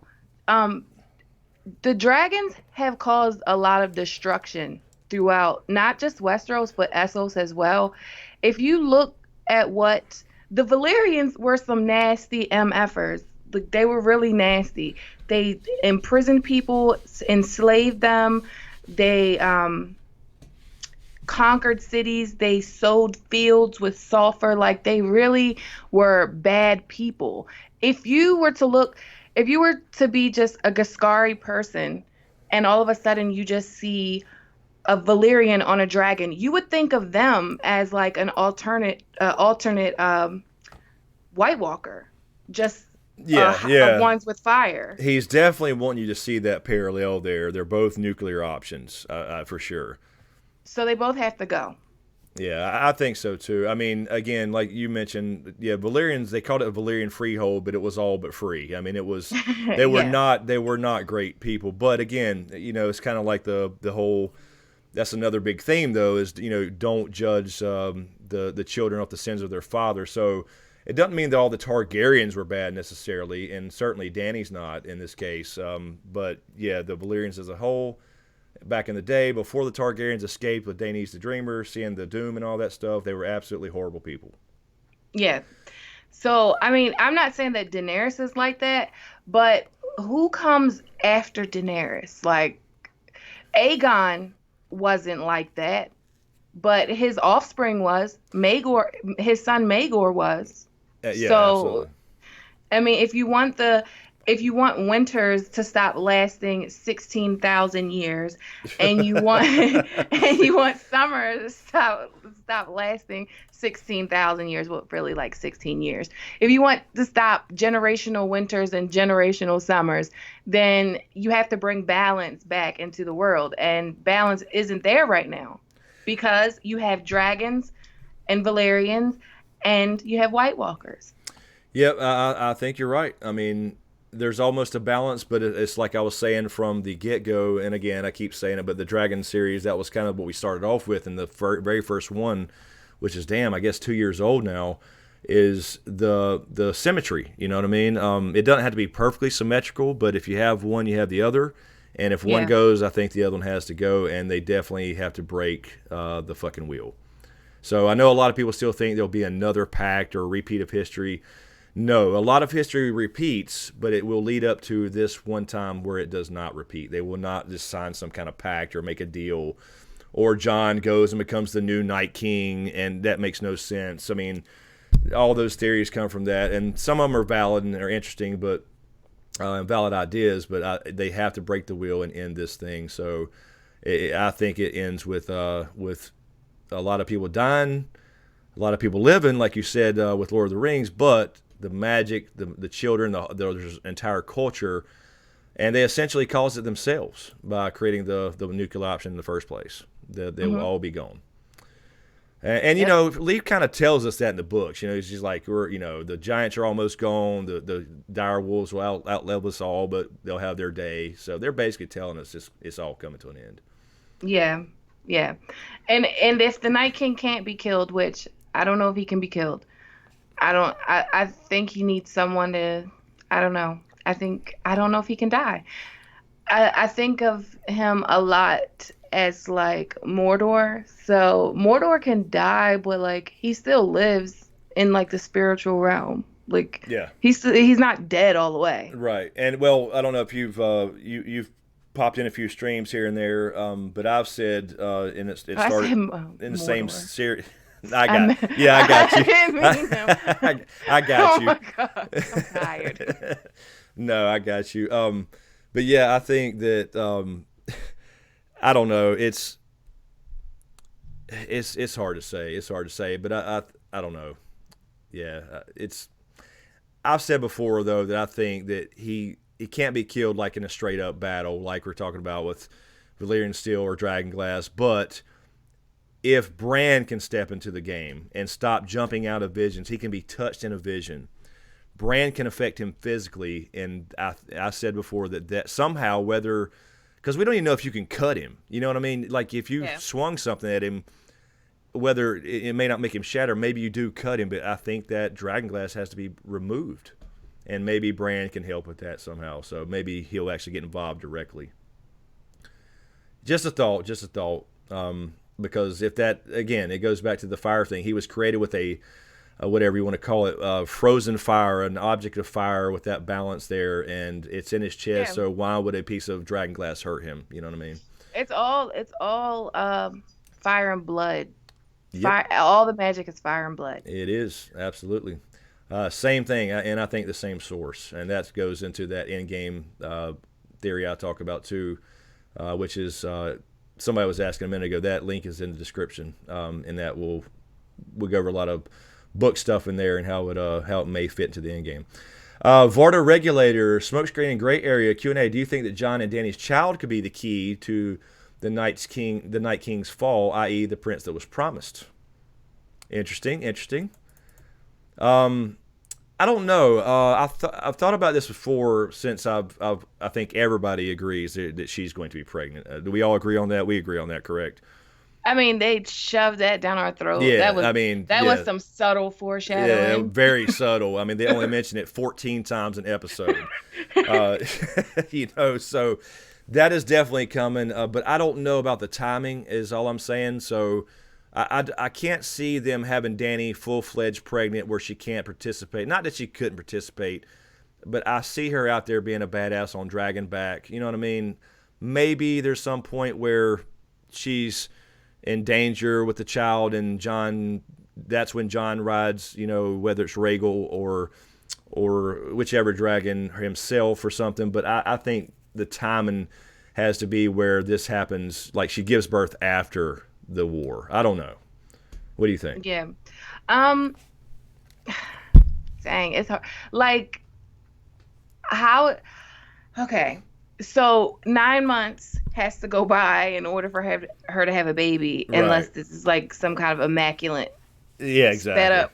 So do you think that this war with the White Walkers is going to last 9 months? No way. I mean, he's already past the wall. He's already past the wall. Now, again, I did mention this before. It is difficult to tell, because that was essentially for that particular episode when they, destroyed the wall and came through. You really don't know how long after the boat sex scene that was. So they're on their way to White Harbor, right? And then that's when it cuts, right, and Bran sees the wall fall. But so they could be tricky there and say that was a month later, you know what I mean, or 2 months later, or even longer, I suppose. But other than that, I can't see them jumping 9 months, because if it was just, let's say, the way it was edited, it looked to be like right after or during the same time as they're on their way to White Harbor on the boat. So if that's the case, yeah, he's already through the wall. He can fly on a dragon. Danny flew up there in 15 minutes, so he could get to King's Landing in 15 minutes if he wanted to. Yeah. So the question is he going to zigzag and take out places, or what his real goal is? I think that's part of the reveal. But I don't think that's been 9 months. Maybe a couple weeks or something, because it is going to take a month to get to Winterfell.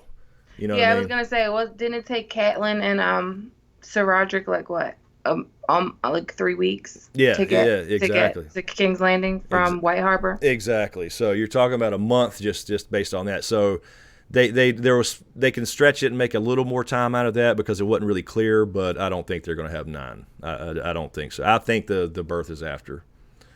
And because I think that's kind of part of the epilogue, right? Is kind of the future of the realm. Yeah, I hope so. I'm not like I don't want everyone to die. I don't want this big tragic ending. I want a happy ending.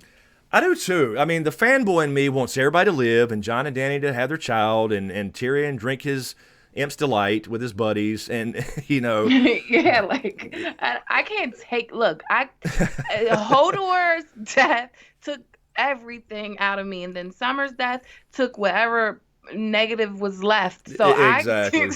I can't take much more. Like, I can't have a Red Wedding Part 2 or anything like that. Like, I'm not gonna, like, I'm gonna be ugly crying, like, if a lot of people die.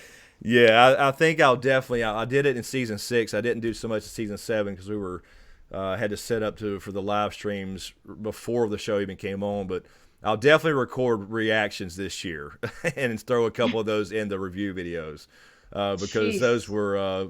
A couple of those are pretty funny, even if I do say so myself. It's just because I've never watched myself watching TV before. So yeah, and it's awkward. It's awkward as hell. I did it. It is. Last shows, it's awkward. It's very awkward. All right, let's see. Randy Suimatsu, thank you, Randy, for the super chat. Where did Illyrio get dragon eggs, and who saved them?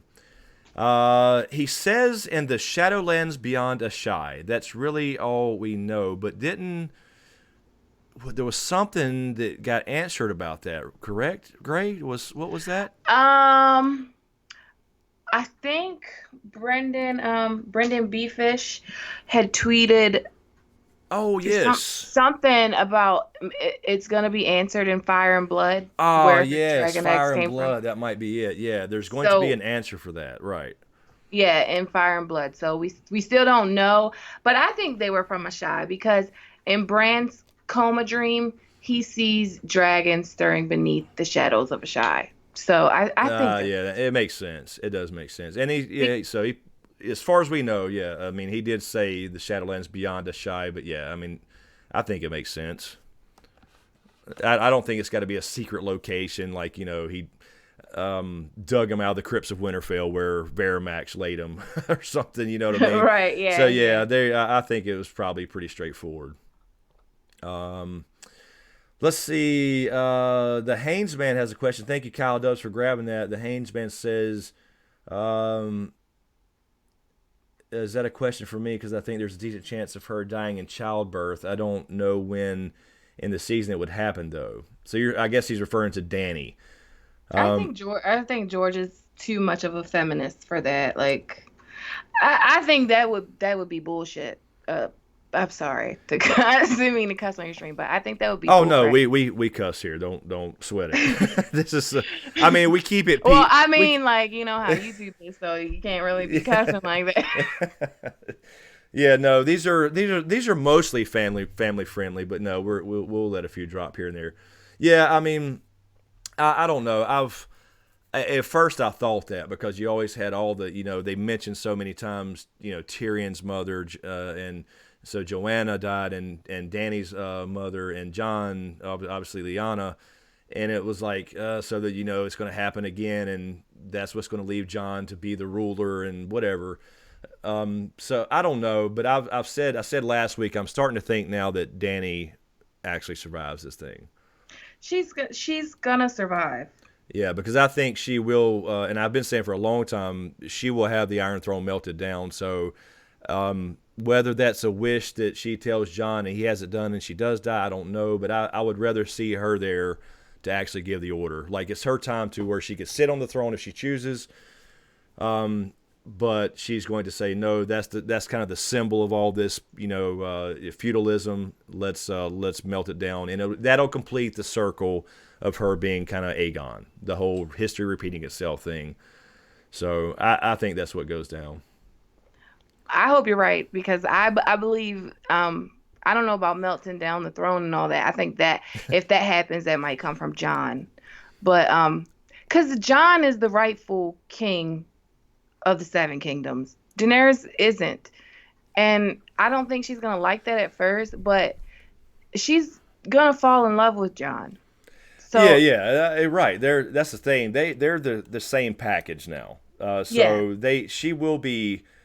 will be some drama there for a little bit. I've said next year when he finds out, and then he'll be kind of standoffish for a while, and then talk to her about it. She'll be like in denial or a little bit for a while, but it's like, you know what? They're the same. They're going to be a couple. So it's like he don't want it anyway. He'd be glad. Yeah, he doesn't. He don't care. So I think they can both live, get through the drama, and I think things start to change. There won't be a single ruler. It's not going to be overnight, but I do think we'll start to see some change. We got a little hint of that with Marine anyway, as far as being elected leaders and stuff. So. Yeah, she's like, that's her, to me, that's her whole story. Like, her whole story is like this naive, entitled, childish girl growing up and being molded and formed into this ruler, but not by other people, but through experience. And a lot of people think that Daenerys is just like this spoiled brat and she has these dragons, and that's not fair that she has dragons. And right. If Lyanna Mormont had dragons, Westeros would be taken over a long time ago. Like, but they go past everything she did to get the dragons and everything that she went through. Like, she's a naive person, but she has a good heart. And I think Jon has a good heart as well. And I think they parallel each other a lot. And this story is basically about them too. I agree. I've never understood the Dany hate. I mean, they act like that she does. There is a little entitlement there because she does buy into the whole lineage thing or whatever. But you got to remember, she's 13 years old when this thing starts. Yeah, and the only person that she's ever known is a crazy ass person, Viserys. Like, Viserys is the one that's telling her, like, this is our birthright. Like, this is being instilled in her. Right. And she just wants to go home to the lemon tree and the red definitely. door. That's all she wants. She just wants home and the red door and the lemon tree. And some people have actually speculated that after this thing's over, she's going to be like, no, I'm just going to go home when they find out that it's the Sea Lord's Palace and Bravos or whatever it is. But I don't buy that. But yeah, I think she's kind of already started to change in the sense of she's fallen in love with Jon. That's what Tyrion's worried about because he does want to build this new world with her changing the rules, breaking the wheel, and that's why he's so worried about the line of succession. Yeah. Let's see here. All right. Well, it's 1:15, Gray. I don't know what you want to take a stretcher and keep going, or you want to. I don't know what your plans are. I can do like 10 more minutes. I have to finish editing this timeline video. Okay. All right. Well, let's do that then. Let's say 1:15. So what do you say? 1:25? Is that good? Yeah, that's fine. All right. Let's see here. K-Dubs on Patreon. Thank you, K-Dubs. Okay, extending from Jason's question, I've never understood the taking faces rules. I mean, Arya cut off the waist face, but did they have to cut the face off? It is magic. Jackie could switch faces in a hot second, and Arya wasn't carrying real skin around in a bag Sansa found in the bed. It's not really clear, Kyle. There seems to be three, from the book stuff, there seems to be like, 3 levels, right? and it's Yeah. not really explained that clearly. It's like the first level is like a glamour, which is just like Melisandre does, and then you get into the actual. It is an actual face, but to take on the bone structure and the voice, and even people talk about the height, there's some Yeah. kind of magic involved.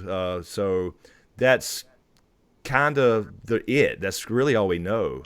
Yeah. When Arya first puts on her first face, she gets the memories of that person. I don't want to say the memories, but she has like this suffocating feeling, and the kindly man is telling her like, don't fight it, like those are the person's whose face that is, those are that person's feelings. So there is magic to it. I actually think that Arya was chosen because she was a warg. I don't think anyone can just be a faceless man. Yeah, that's true. That is true. It kind of fits actually if you think about it, because remember, yeah, and this is book stuff too, but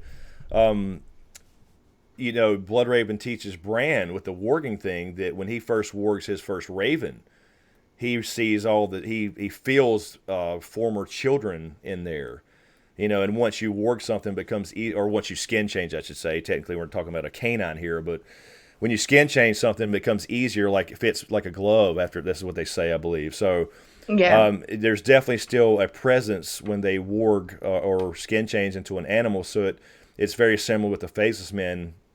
So that almost supports the idea I've had that it's all from the same source of magic. So interesting. Yeah. But I think it's all I think the weirwoods are basically the source of magic. The weirwoods, the shade of the evening trees, all of that is connected, and it just depends on who's using it.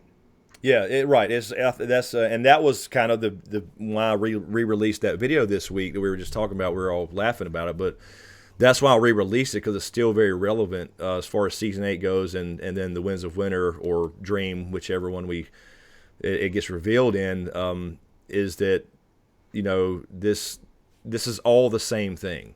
You have the sort magic is magic, and people use it in different ways. They see it through different prisms. They create religions around it, but it's still all the same source. I mean, that goes into my Isle of Faces theory, because that's what the Green Men are guarding. But I think it's all the same thing. And just like you, I think, and I did watch your video after I got accused. Yeah, you mentioned in there. After you warged me from the Yes, future. yes, I did. And so, so when I was in your skin, I was saying basically what I was saying in on my other channel called Gray Area is that is that it's all the same source, and I quoted Mira, which and when they're on the trip up north, and that was an excellent point, by the way, is that he's like, it's all the same. Mira and Yeah. Jojen talking to Bran, it's absolutely all the same. There's no difference between ice and fire. George, one real quick. George is he was raised a Catholic, but there's a quote where he says that if you knew his beliefs, basically you would call him an atheist. So I don't know what he believes in, but whatever atheist means, does that mean you don't really believe in God or something? Yeah. Agnostic is when you have doubts, but you don't necessarily believe in God or disbelieve. But an atheist, they consider to absolutely believe in nothing. Okay. Yeah. So in the story, we see how the faceless men come about. So they come about basically because one man was in the 14 Flames in Valyria, and he heard slaves praying to all these different gods. And he just said, well, you know what? They're all praying for the same thing, just to the same God with just a different name. So he took it upon himself to basically start killing people. And a religion was formed because of that. The Faceless Guild and the Many-Faced God was formed because of that. So we know that this religion isn't really a real religion. We know that it's fake. Right. We know that. Exactly. So it's not like a big jump to think that most of the religions are fake. I think the old gods are real. Yeah, and what I was going to say, I mean, I agree that, but it almost goes into my thing about why there are no gods. Is that if you know through Melisandre herself, where she associates blood. She basically says that Bloodraven and Bran are the champions of the Great Other, and us, the readers, know that it's just Greenseers using magic. Then that shows you there is no Great Other and therefore no R'hllor. So that's my channel. I mean, my theory behind there are no. Now we'll never get a definitive answer, but I think you're right. I think that's more proof there that there are no actual deities floating around the sky watching things play out and laughing about it. Yeah, I agree. Doc Holiday, if Chris's other channel is Gray Area, he has over 100K subs, take the hat off. No, I don't. No. I'm kidding, Doc. I can't really skin change into Gray Area. Oh my gosh, why are people still saying that? I don't know. Oh shit. Our videos are completely different. No. He's not saying that. He's saying just making fun of the warging joke that we were talking about. She'll get to 100K. She's almost there. She's getting there. She'll get there pretty quick. So he's saying that if you get there, then I can take the hat off. Since we're the same person. Okay. I was about to say, like, our videos aren't even the same. Like, what the hell? All right. So let's grab one more from the chat here before Gray's got to go, and then I'll take a stretcher, and I'll maybe hang around 10 or 15 more minutes, but not too long. This was an impromptu thing, but. Sean, really quick, thank you, Sean, for the Streamlabs donation. Appreciate that. I don't see a question there, but I don't know if you meant to have one. Let's see here. I think I got the super chat. So, yeah, let's grab one more for Gray before she gets out of here. Let's see. Let's find a good one here. I'm trying to catch one. Let's see. I see a good one. Go ahead, take it. So Meg says, "Oh, that's exactly the one I was reading. Go ahead. That's exactly what I was on."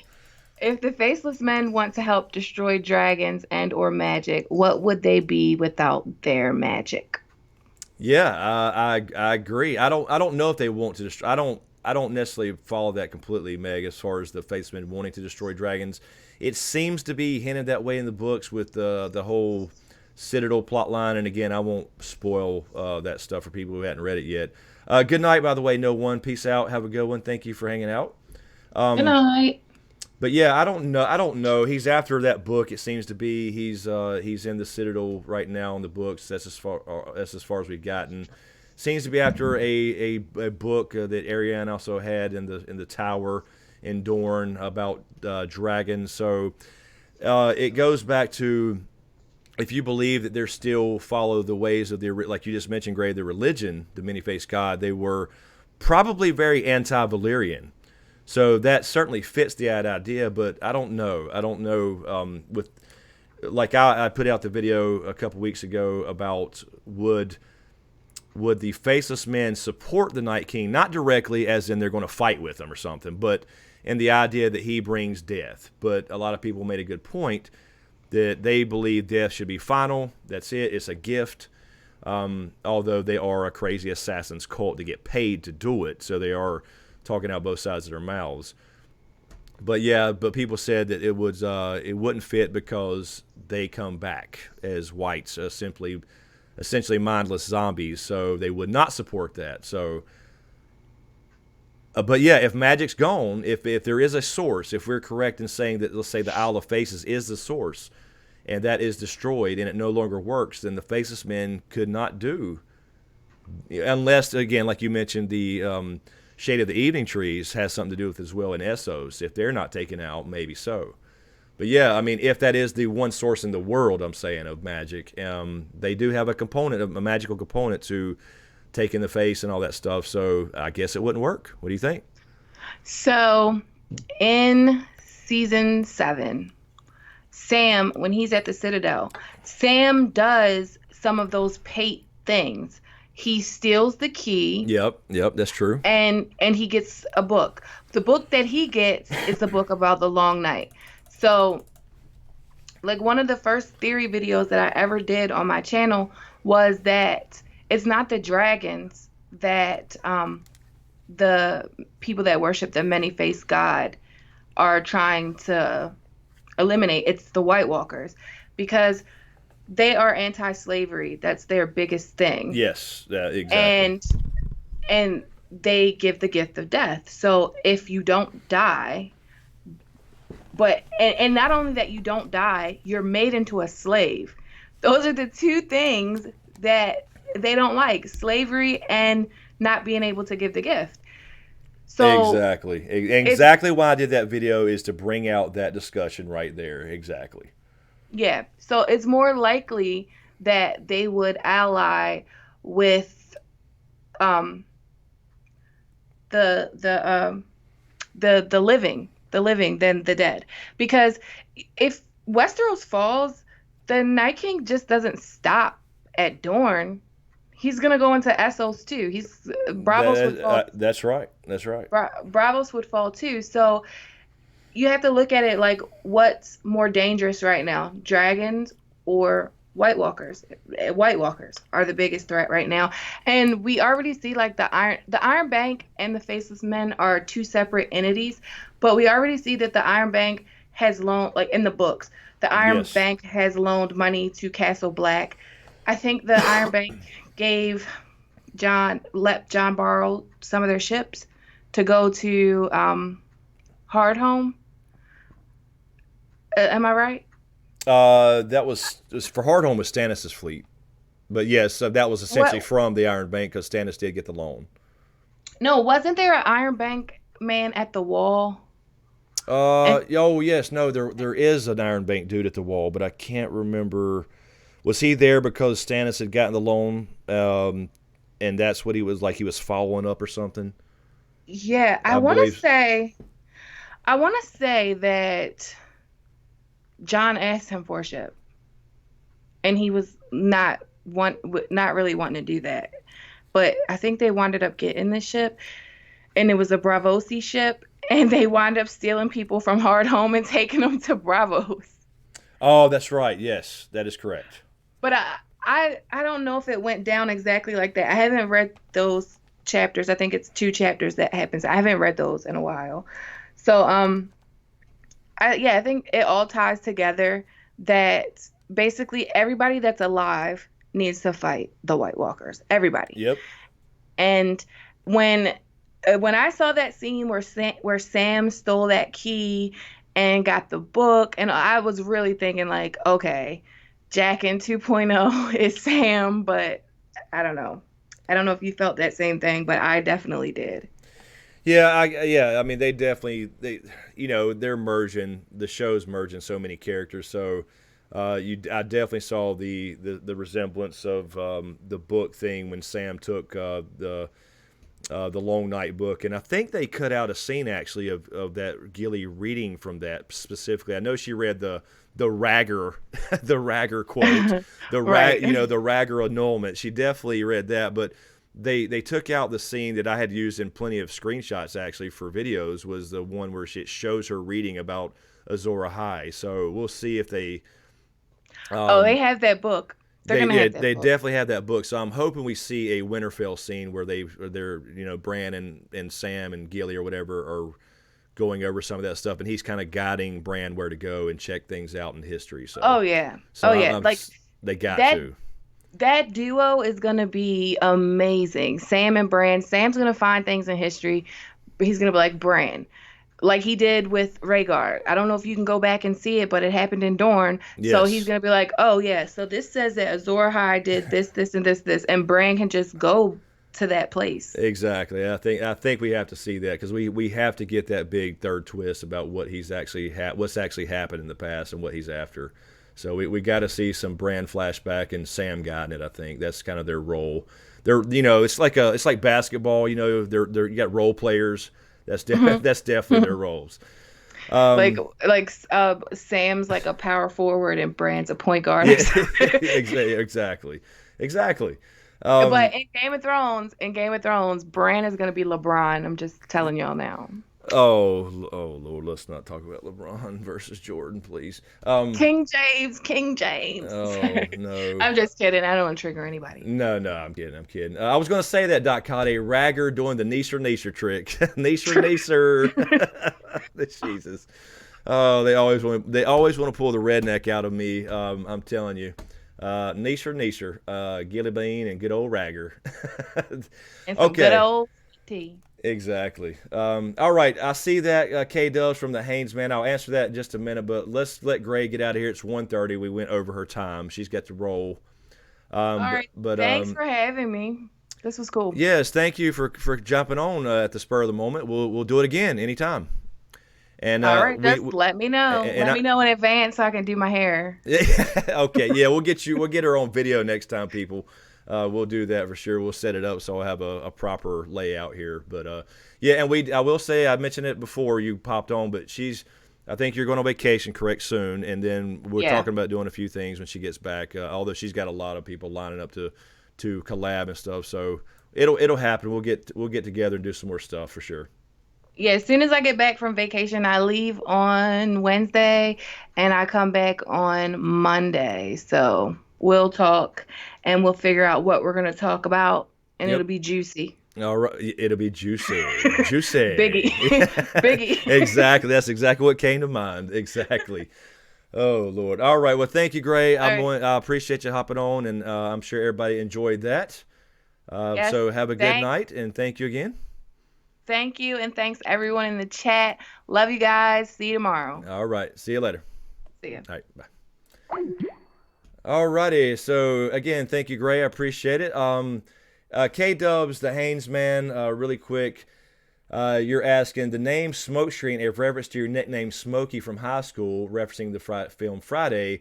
Notice the comments sometimes. What is your opinion about history with smoking? That's actually correct. It's not the whole reason the name Smokescreen for the channel. But yes, I was actually called Smokey for a while after Friday came out because I was very similar to Chris Tucker in a lot of ways, and so people started calling me Smokey for a while. That is part of the reason. It's not the entire reason I named this channel Smokescreen. There was a lot of little things involved with that. It wasn't really a big master plan, but that was absolutely part of the reason because you got knocked the fuck out, because I used to do the whole Chris Tucker. I miss Chris Tucker so bad. Anyway, I wish he would come back in one of the new movies. But yeah, so I don't know what you guys want to do. We still have 266 hanging out at 1:30. I was going to go a little longer if you guys want, or I don't know what you guys want to do. So I will take a stretcher and do another 10 or 15 minutes or so if that you guys want to hang out. If that, I think the chat's delayed here, so I'll let it catch up.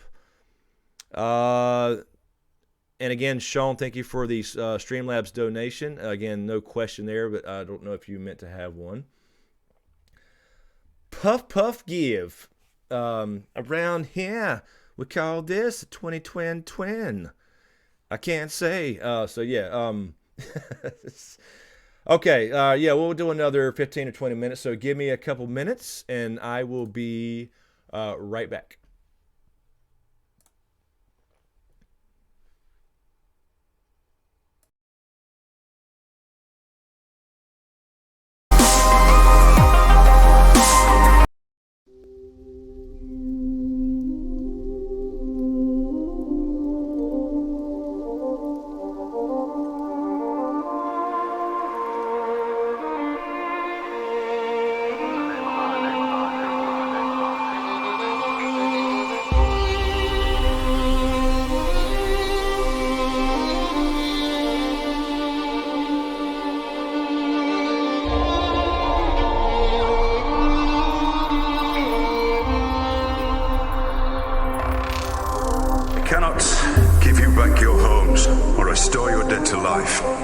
Perhaps I can give you justice in the name of our King.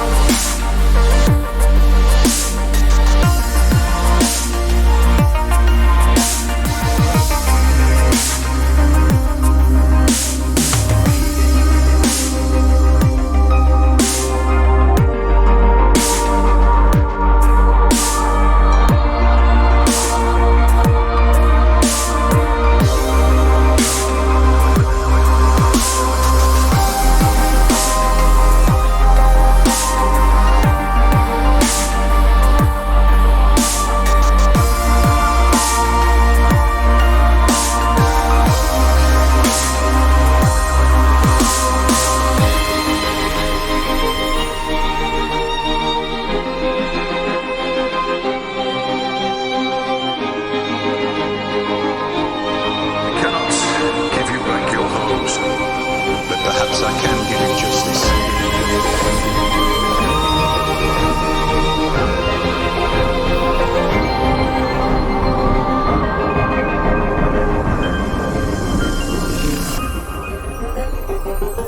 In the name of our King.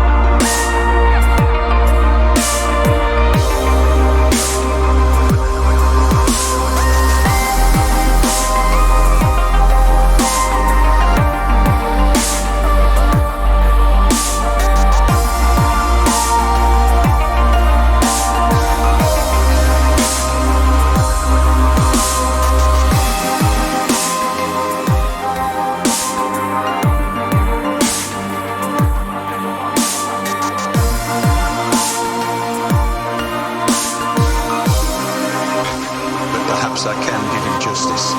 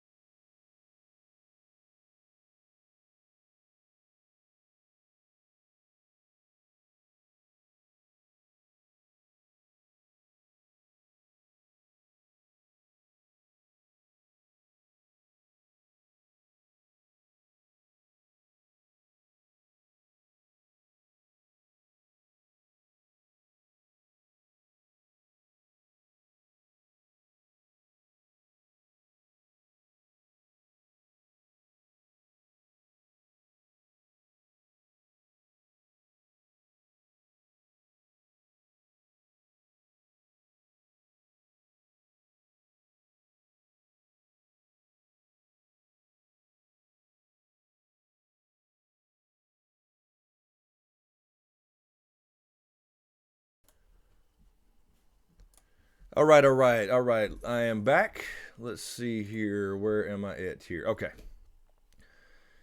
So we'll do a few more minutes, a few more questions. Again, thank you, Gray, if you're still watching or whatever. Appreciate you hopping on. Can you hear me okay? Are we good? I think we're good. I took my headphones off. Let me close that. There we go. Okay, let's see here. Where are we at? Also, really quick, one second. I forgot to look at this email. By the way, I wanted to say, and thank you, Jason McBride. Thank you, Jason, for a new Patreon. I appreciate it. Jason McBride, I appreciate you joining the Patreon family.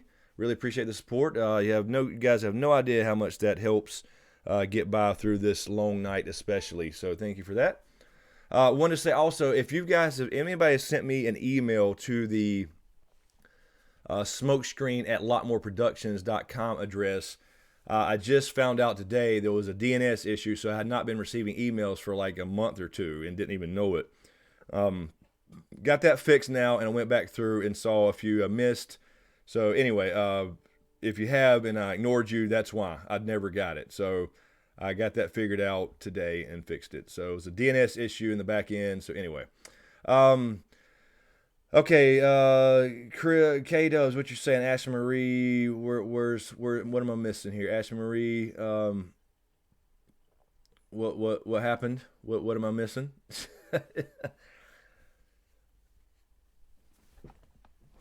Let's see. What am I missing there, K-Dubs?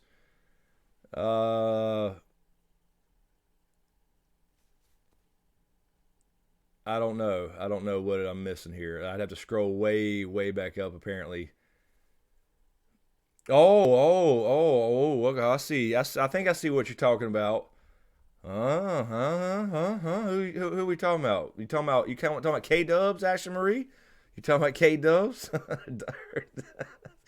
Okay, let's see. Lady Fire Snow. What's up, Mike Bushnell? Mike Bushnell's in the chat. What's up, man? Let's see. Lady Fire Snow. Q&A Chris, what do you think about the horn? Will we see it and will it have a purpose? I did a video on a theory of mine myself, but I would like to know your thoughts. In the shows, I don't think so. I just don't think they would have. I mean, I know they showed that horn. They found the Fist of the First Men that could have been Jormungand's horn, the Horn of Winter. But, in the books, it's described as waking dragons, waking giants from the earth. I think that's a metaphor for earthquakes. It would definitely be a book thing, probably. But the wall came down, obviously, in the show already without the horn. And I don't think if you have that, you can't. In other words, I don't think you have one without the other as far as the duality of it. So you got Dragonbinder in the books, and that should have been introduced in the King's Moot if they were going to have it in the show. And that was the whole reason that Euron became a big thing anyway and gave him some kind of power over the King's Moot. So thank you, Adriata, I believe. Is that Adrita for subscribing just now? Appreciate that. But yeah, I don't think without Dragonbinder you can really. I mean, you could use one without the other, I suppose. Don't have to be perfectly symmetrical, like I was saying before. But yeah, I don't think in the show it's going to be a big deal. They did show the thing with Sam. Almost maybe it's just a kind of a little shout out to the Horn of Winter, but I don't know if we'll use it. And they could come back and it has something to do with the Night King and how to defeat him. That would be interesting. That they read something about it. Bran goes and sees that, like we were just talking about with Gray, and then Sam's like, "Oh, I had this old horn that was with that dragon glass that I found, 5 years ago." And I could see it being used in that way, maybe. So that would be kind of cool to bring it back because you have it shown right there, but then there's no mention of it again. So I don't know. You'd have to have a flashback, or Sam reads something about it, or Gilly or whatever, and then kind of Bran goes to confirm that, and then they realize, wait a minute, I have it right here in my shit. It's been in my suitcase the whole time. So in that sense, maybe, but I doubt it. In the show, as far as the show goes. Let's see. Sean E., I didn't see your question, your 4-part question. I don't know. Did I grab any of that? I don't know. Ashley Marie, what is going on? Let's see. Oh, I got you. Okay. Yeah, I just don't think the show can do it. Let's see. Let me double check. K-Dubs from Patreon, really quick. I meant to grab this earlier. Does it bother you that Dany hasn't personally killed an enemy, not using another creature like Drogon, but actually killing someone herself? Not really. I mean, I do think that it would be cool if Dany could, fight or whatever a little bit, but she's never been trained like that. I mean, maybe you could say maybe there was some off-screen stuff with Drogo back in the day where she learned to swing something, or maybe even with Jorah. but I don't think it would ever be serious, and I think that's her weakness. But I can't say I blame her. If I have a dragon, I'm going to use it too. But yeah, that's almost what happened to her with Jamie, and that kind of exposed her. Is that's why Jamie went after her anyway. So it doesn't really bother me.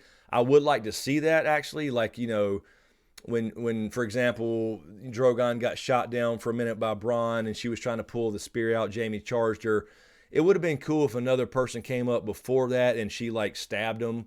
But I mean, it's not realistic because let's be honest, she has no training with any weapons that we're aware of.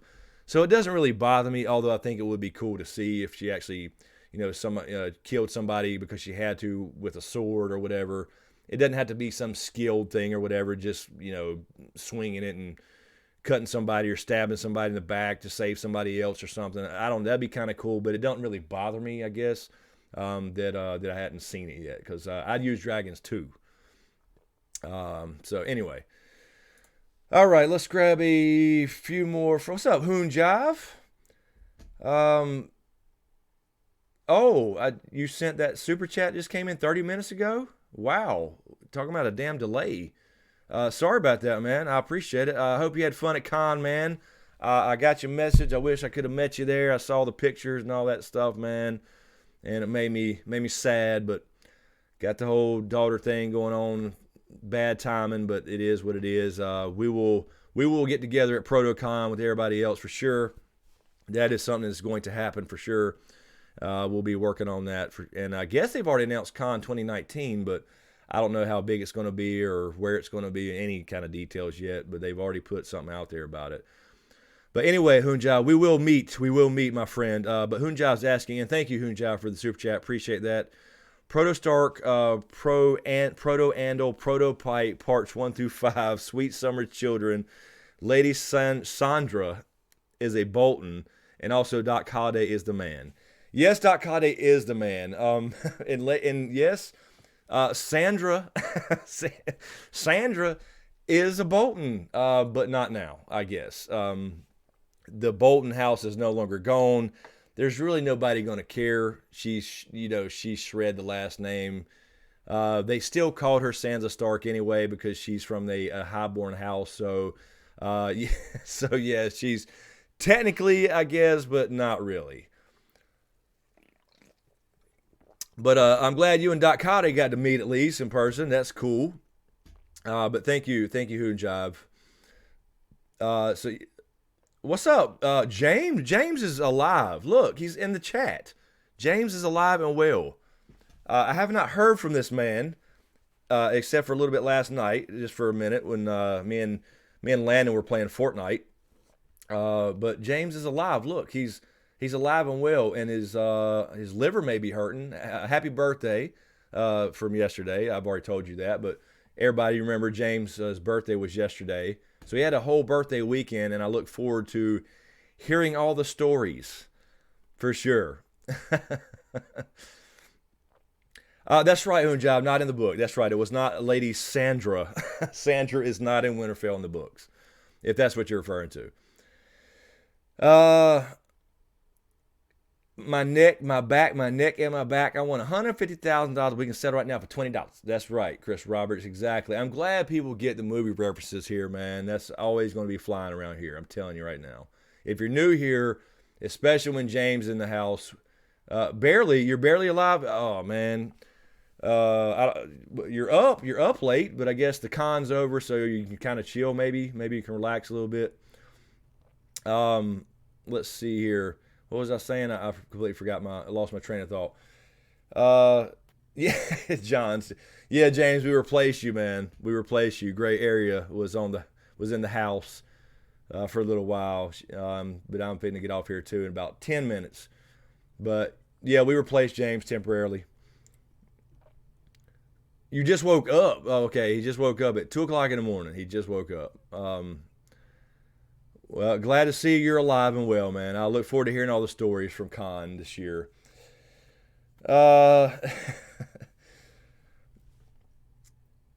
Let's see here.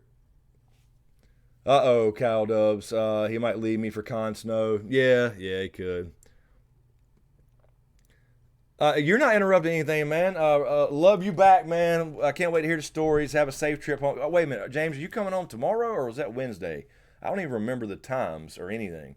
And am I supposed to pick you up at some flight? You got to let me know. Send me a text and let me know the details. I don't remember anything. Mike Bush, no.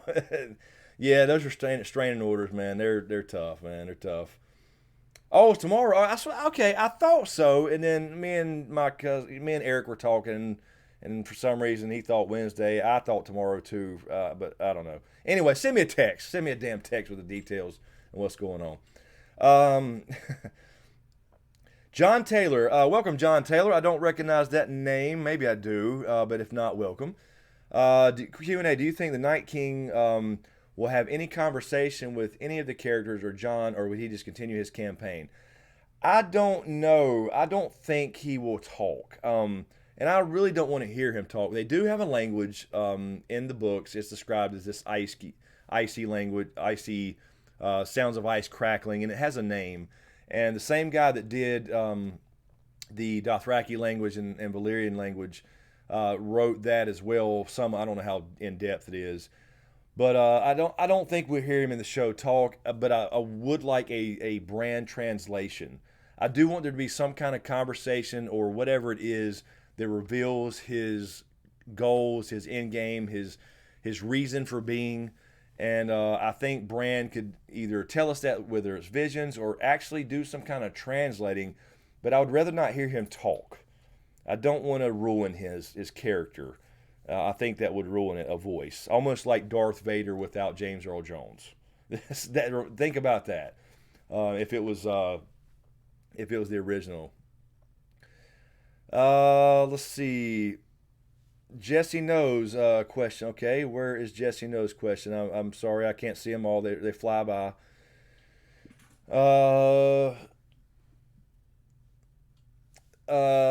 Theodore Q&A smokescreen and Val Iron Throne. Yeah, baby. That's right. I will sit the Iron Throne at the end. I will be sitting the Iron Throne. That is the answer.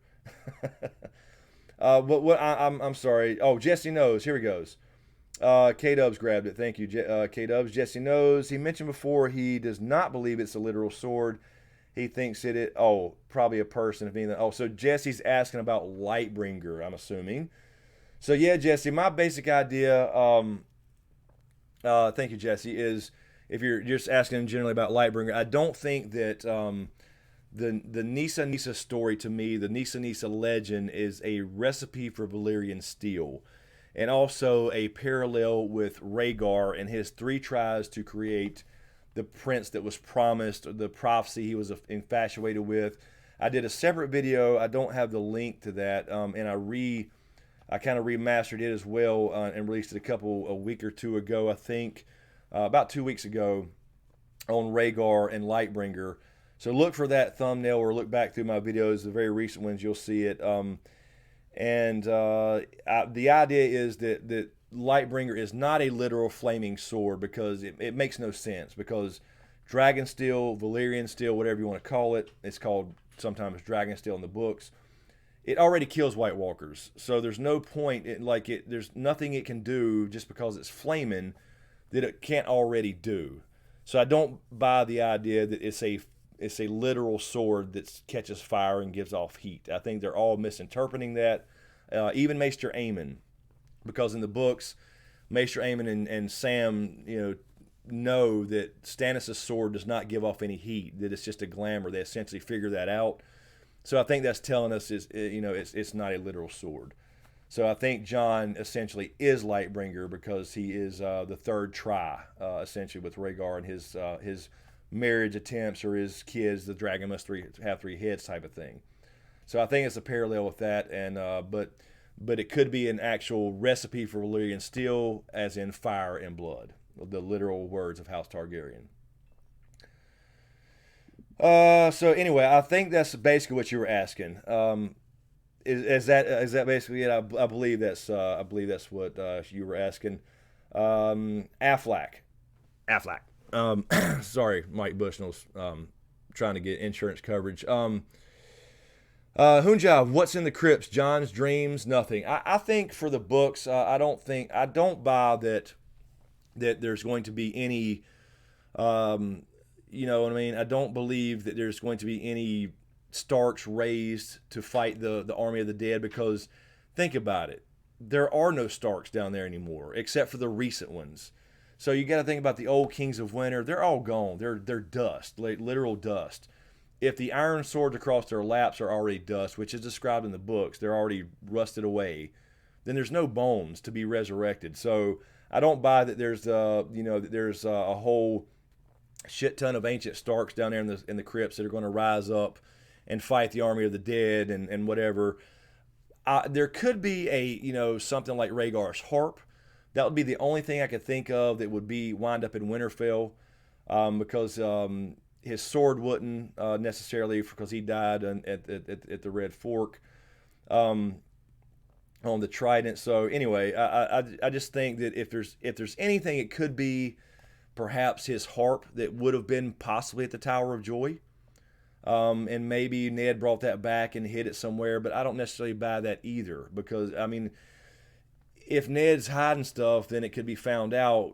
Somebody could have found out way too early, and that's his whole goal, was to promise that nobody ever find out until he told John personally.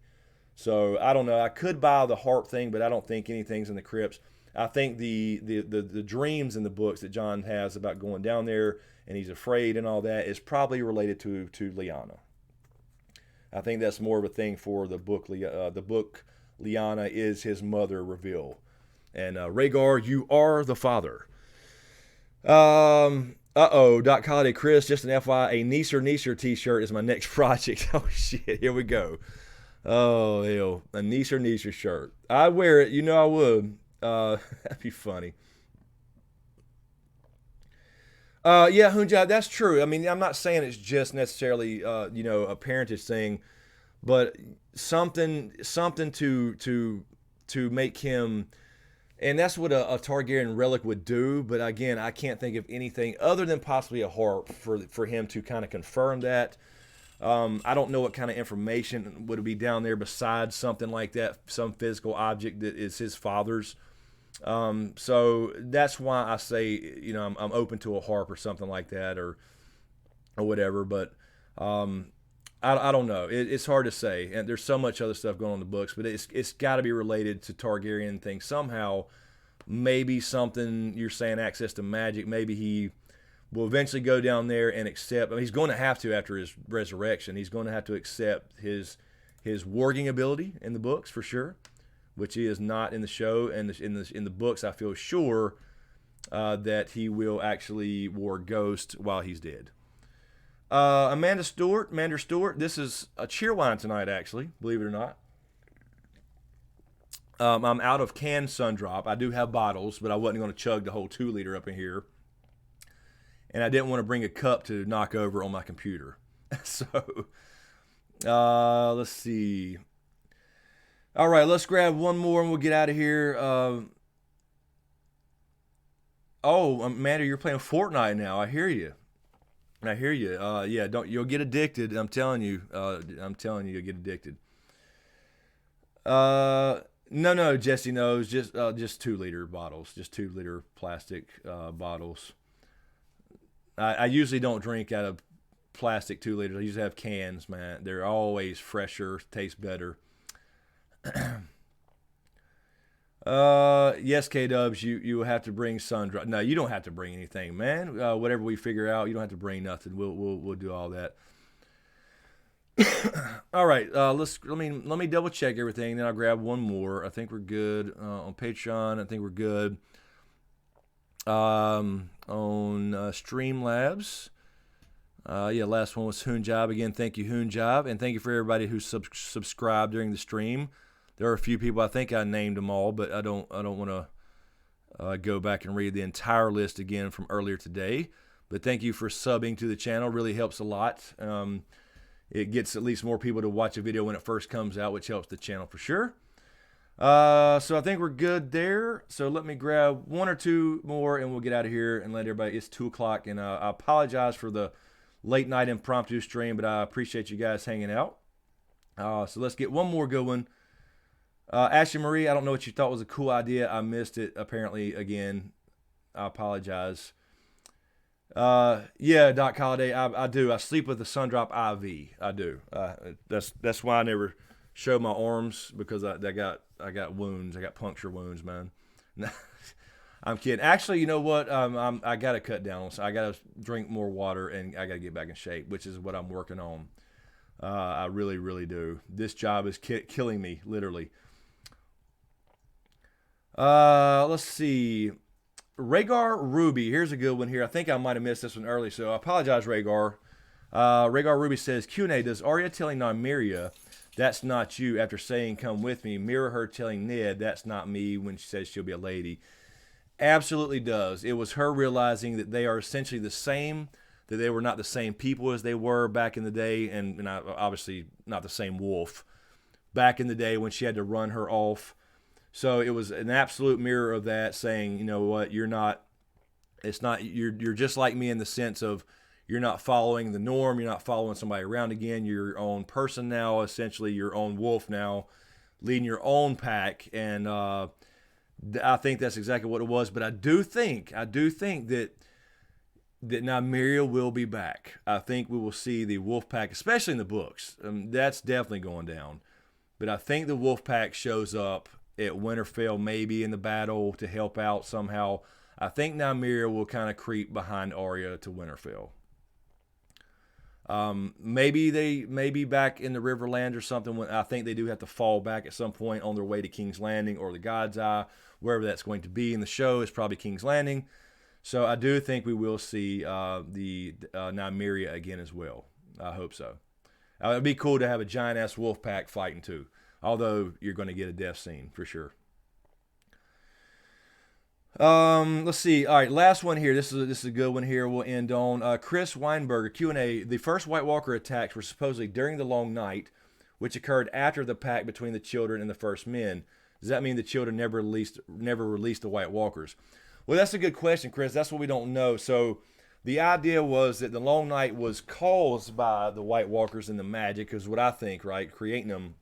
And then they created these created this nuclear option, and then that's when the children and the men finally got together and said, okay, enough of the war thing. But oops, we kind of created these ice demons, and they're supposed to kill all y'all humans. So that's why they started giving, and then of course they did come and attack, and then the whole thing happened with the first, whatever the last hero story actually is, in the Night's Watch, and finding the children. They pushed them back, whatever that means, which means they probably made a deal. But then the children gave the Night's Watch dragonglass every year to help protect them from White Walkers back in the day. So it was just one of those things where the timeline is really screwed up. We don't really know what happened. I think they created that as a last-ditch effort. It was a big mistake, and that's what's threw the winners off, was their creation, because the first Long Night came after they were actually created. We saw that in the show, where you saw the place where he was created. When Bran goes back and sees him created, it's nice and green and lush. It's not all wintry up there all the time. So that tells you that's what threw off the seasons and made it the lands of always winter, and threw off the seasons and all that stuff, because it's kind of an unnatural thing, like me and Gray were talking about. And so I think that was just kind of that shows their mistake. It was by the time that they actually reached out to men, or men reached out to them, or whatever, and created the peace pact, it was too late. So that kind of emphasizes their mistake, because then they show up all of a sudden, and it's like, and then they don't tell them, of course, that, oh, by the way, we created those things a few years ago, and we forgot, we kind of lost control of them, and they're very, very bad people, or things, or ice demons, or whatever. So anyway,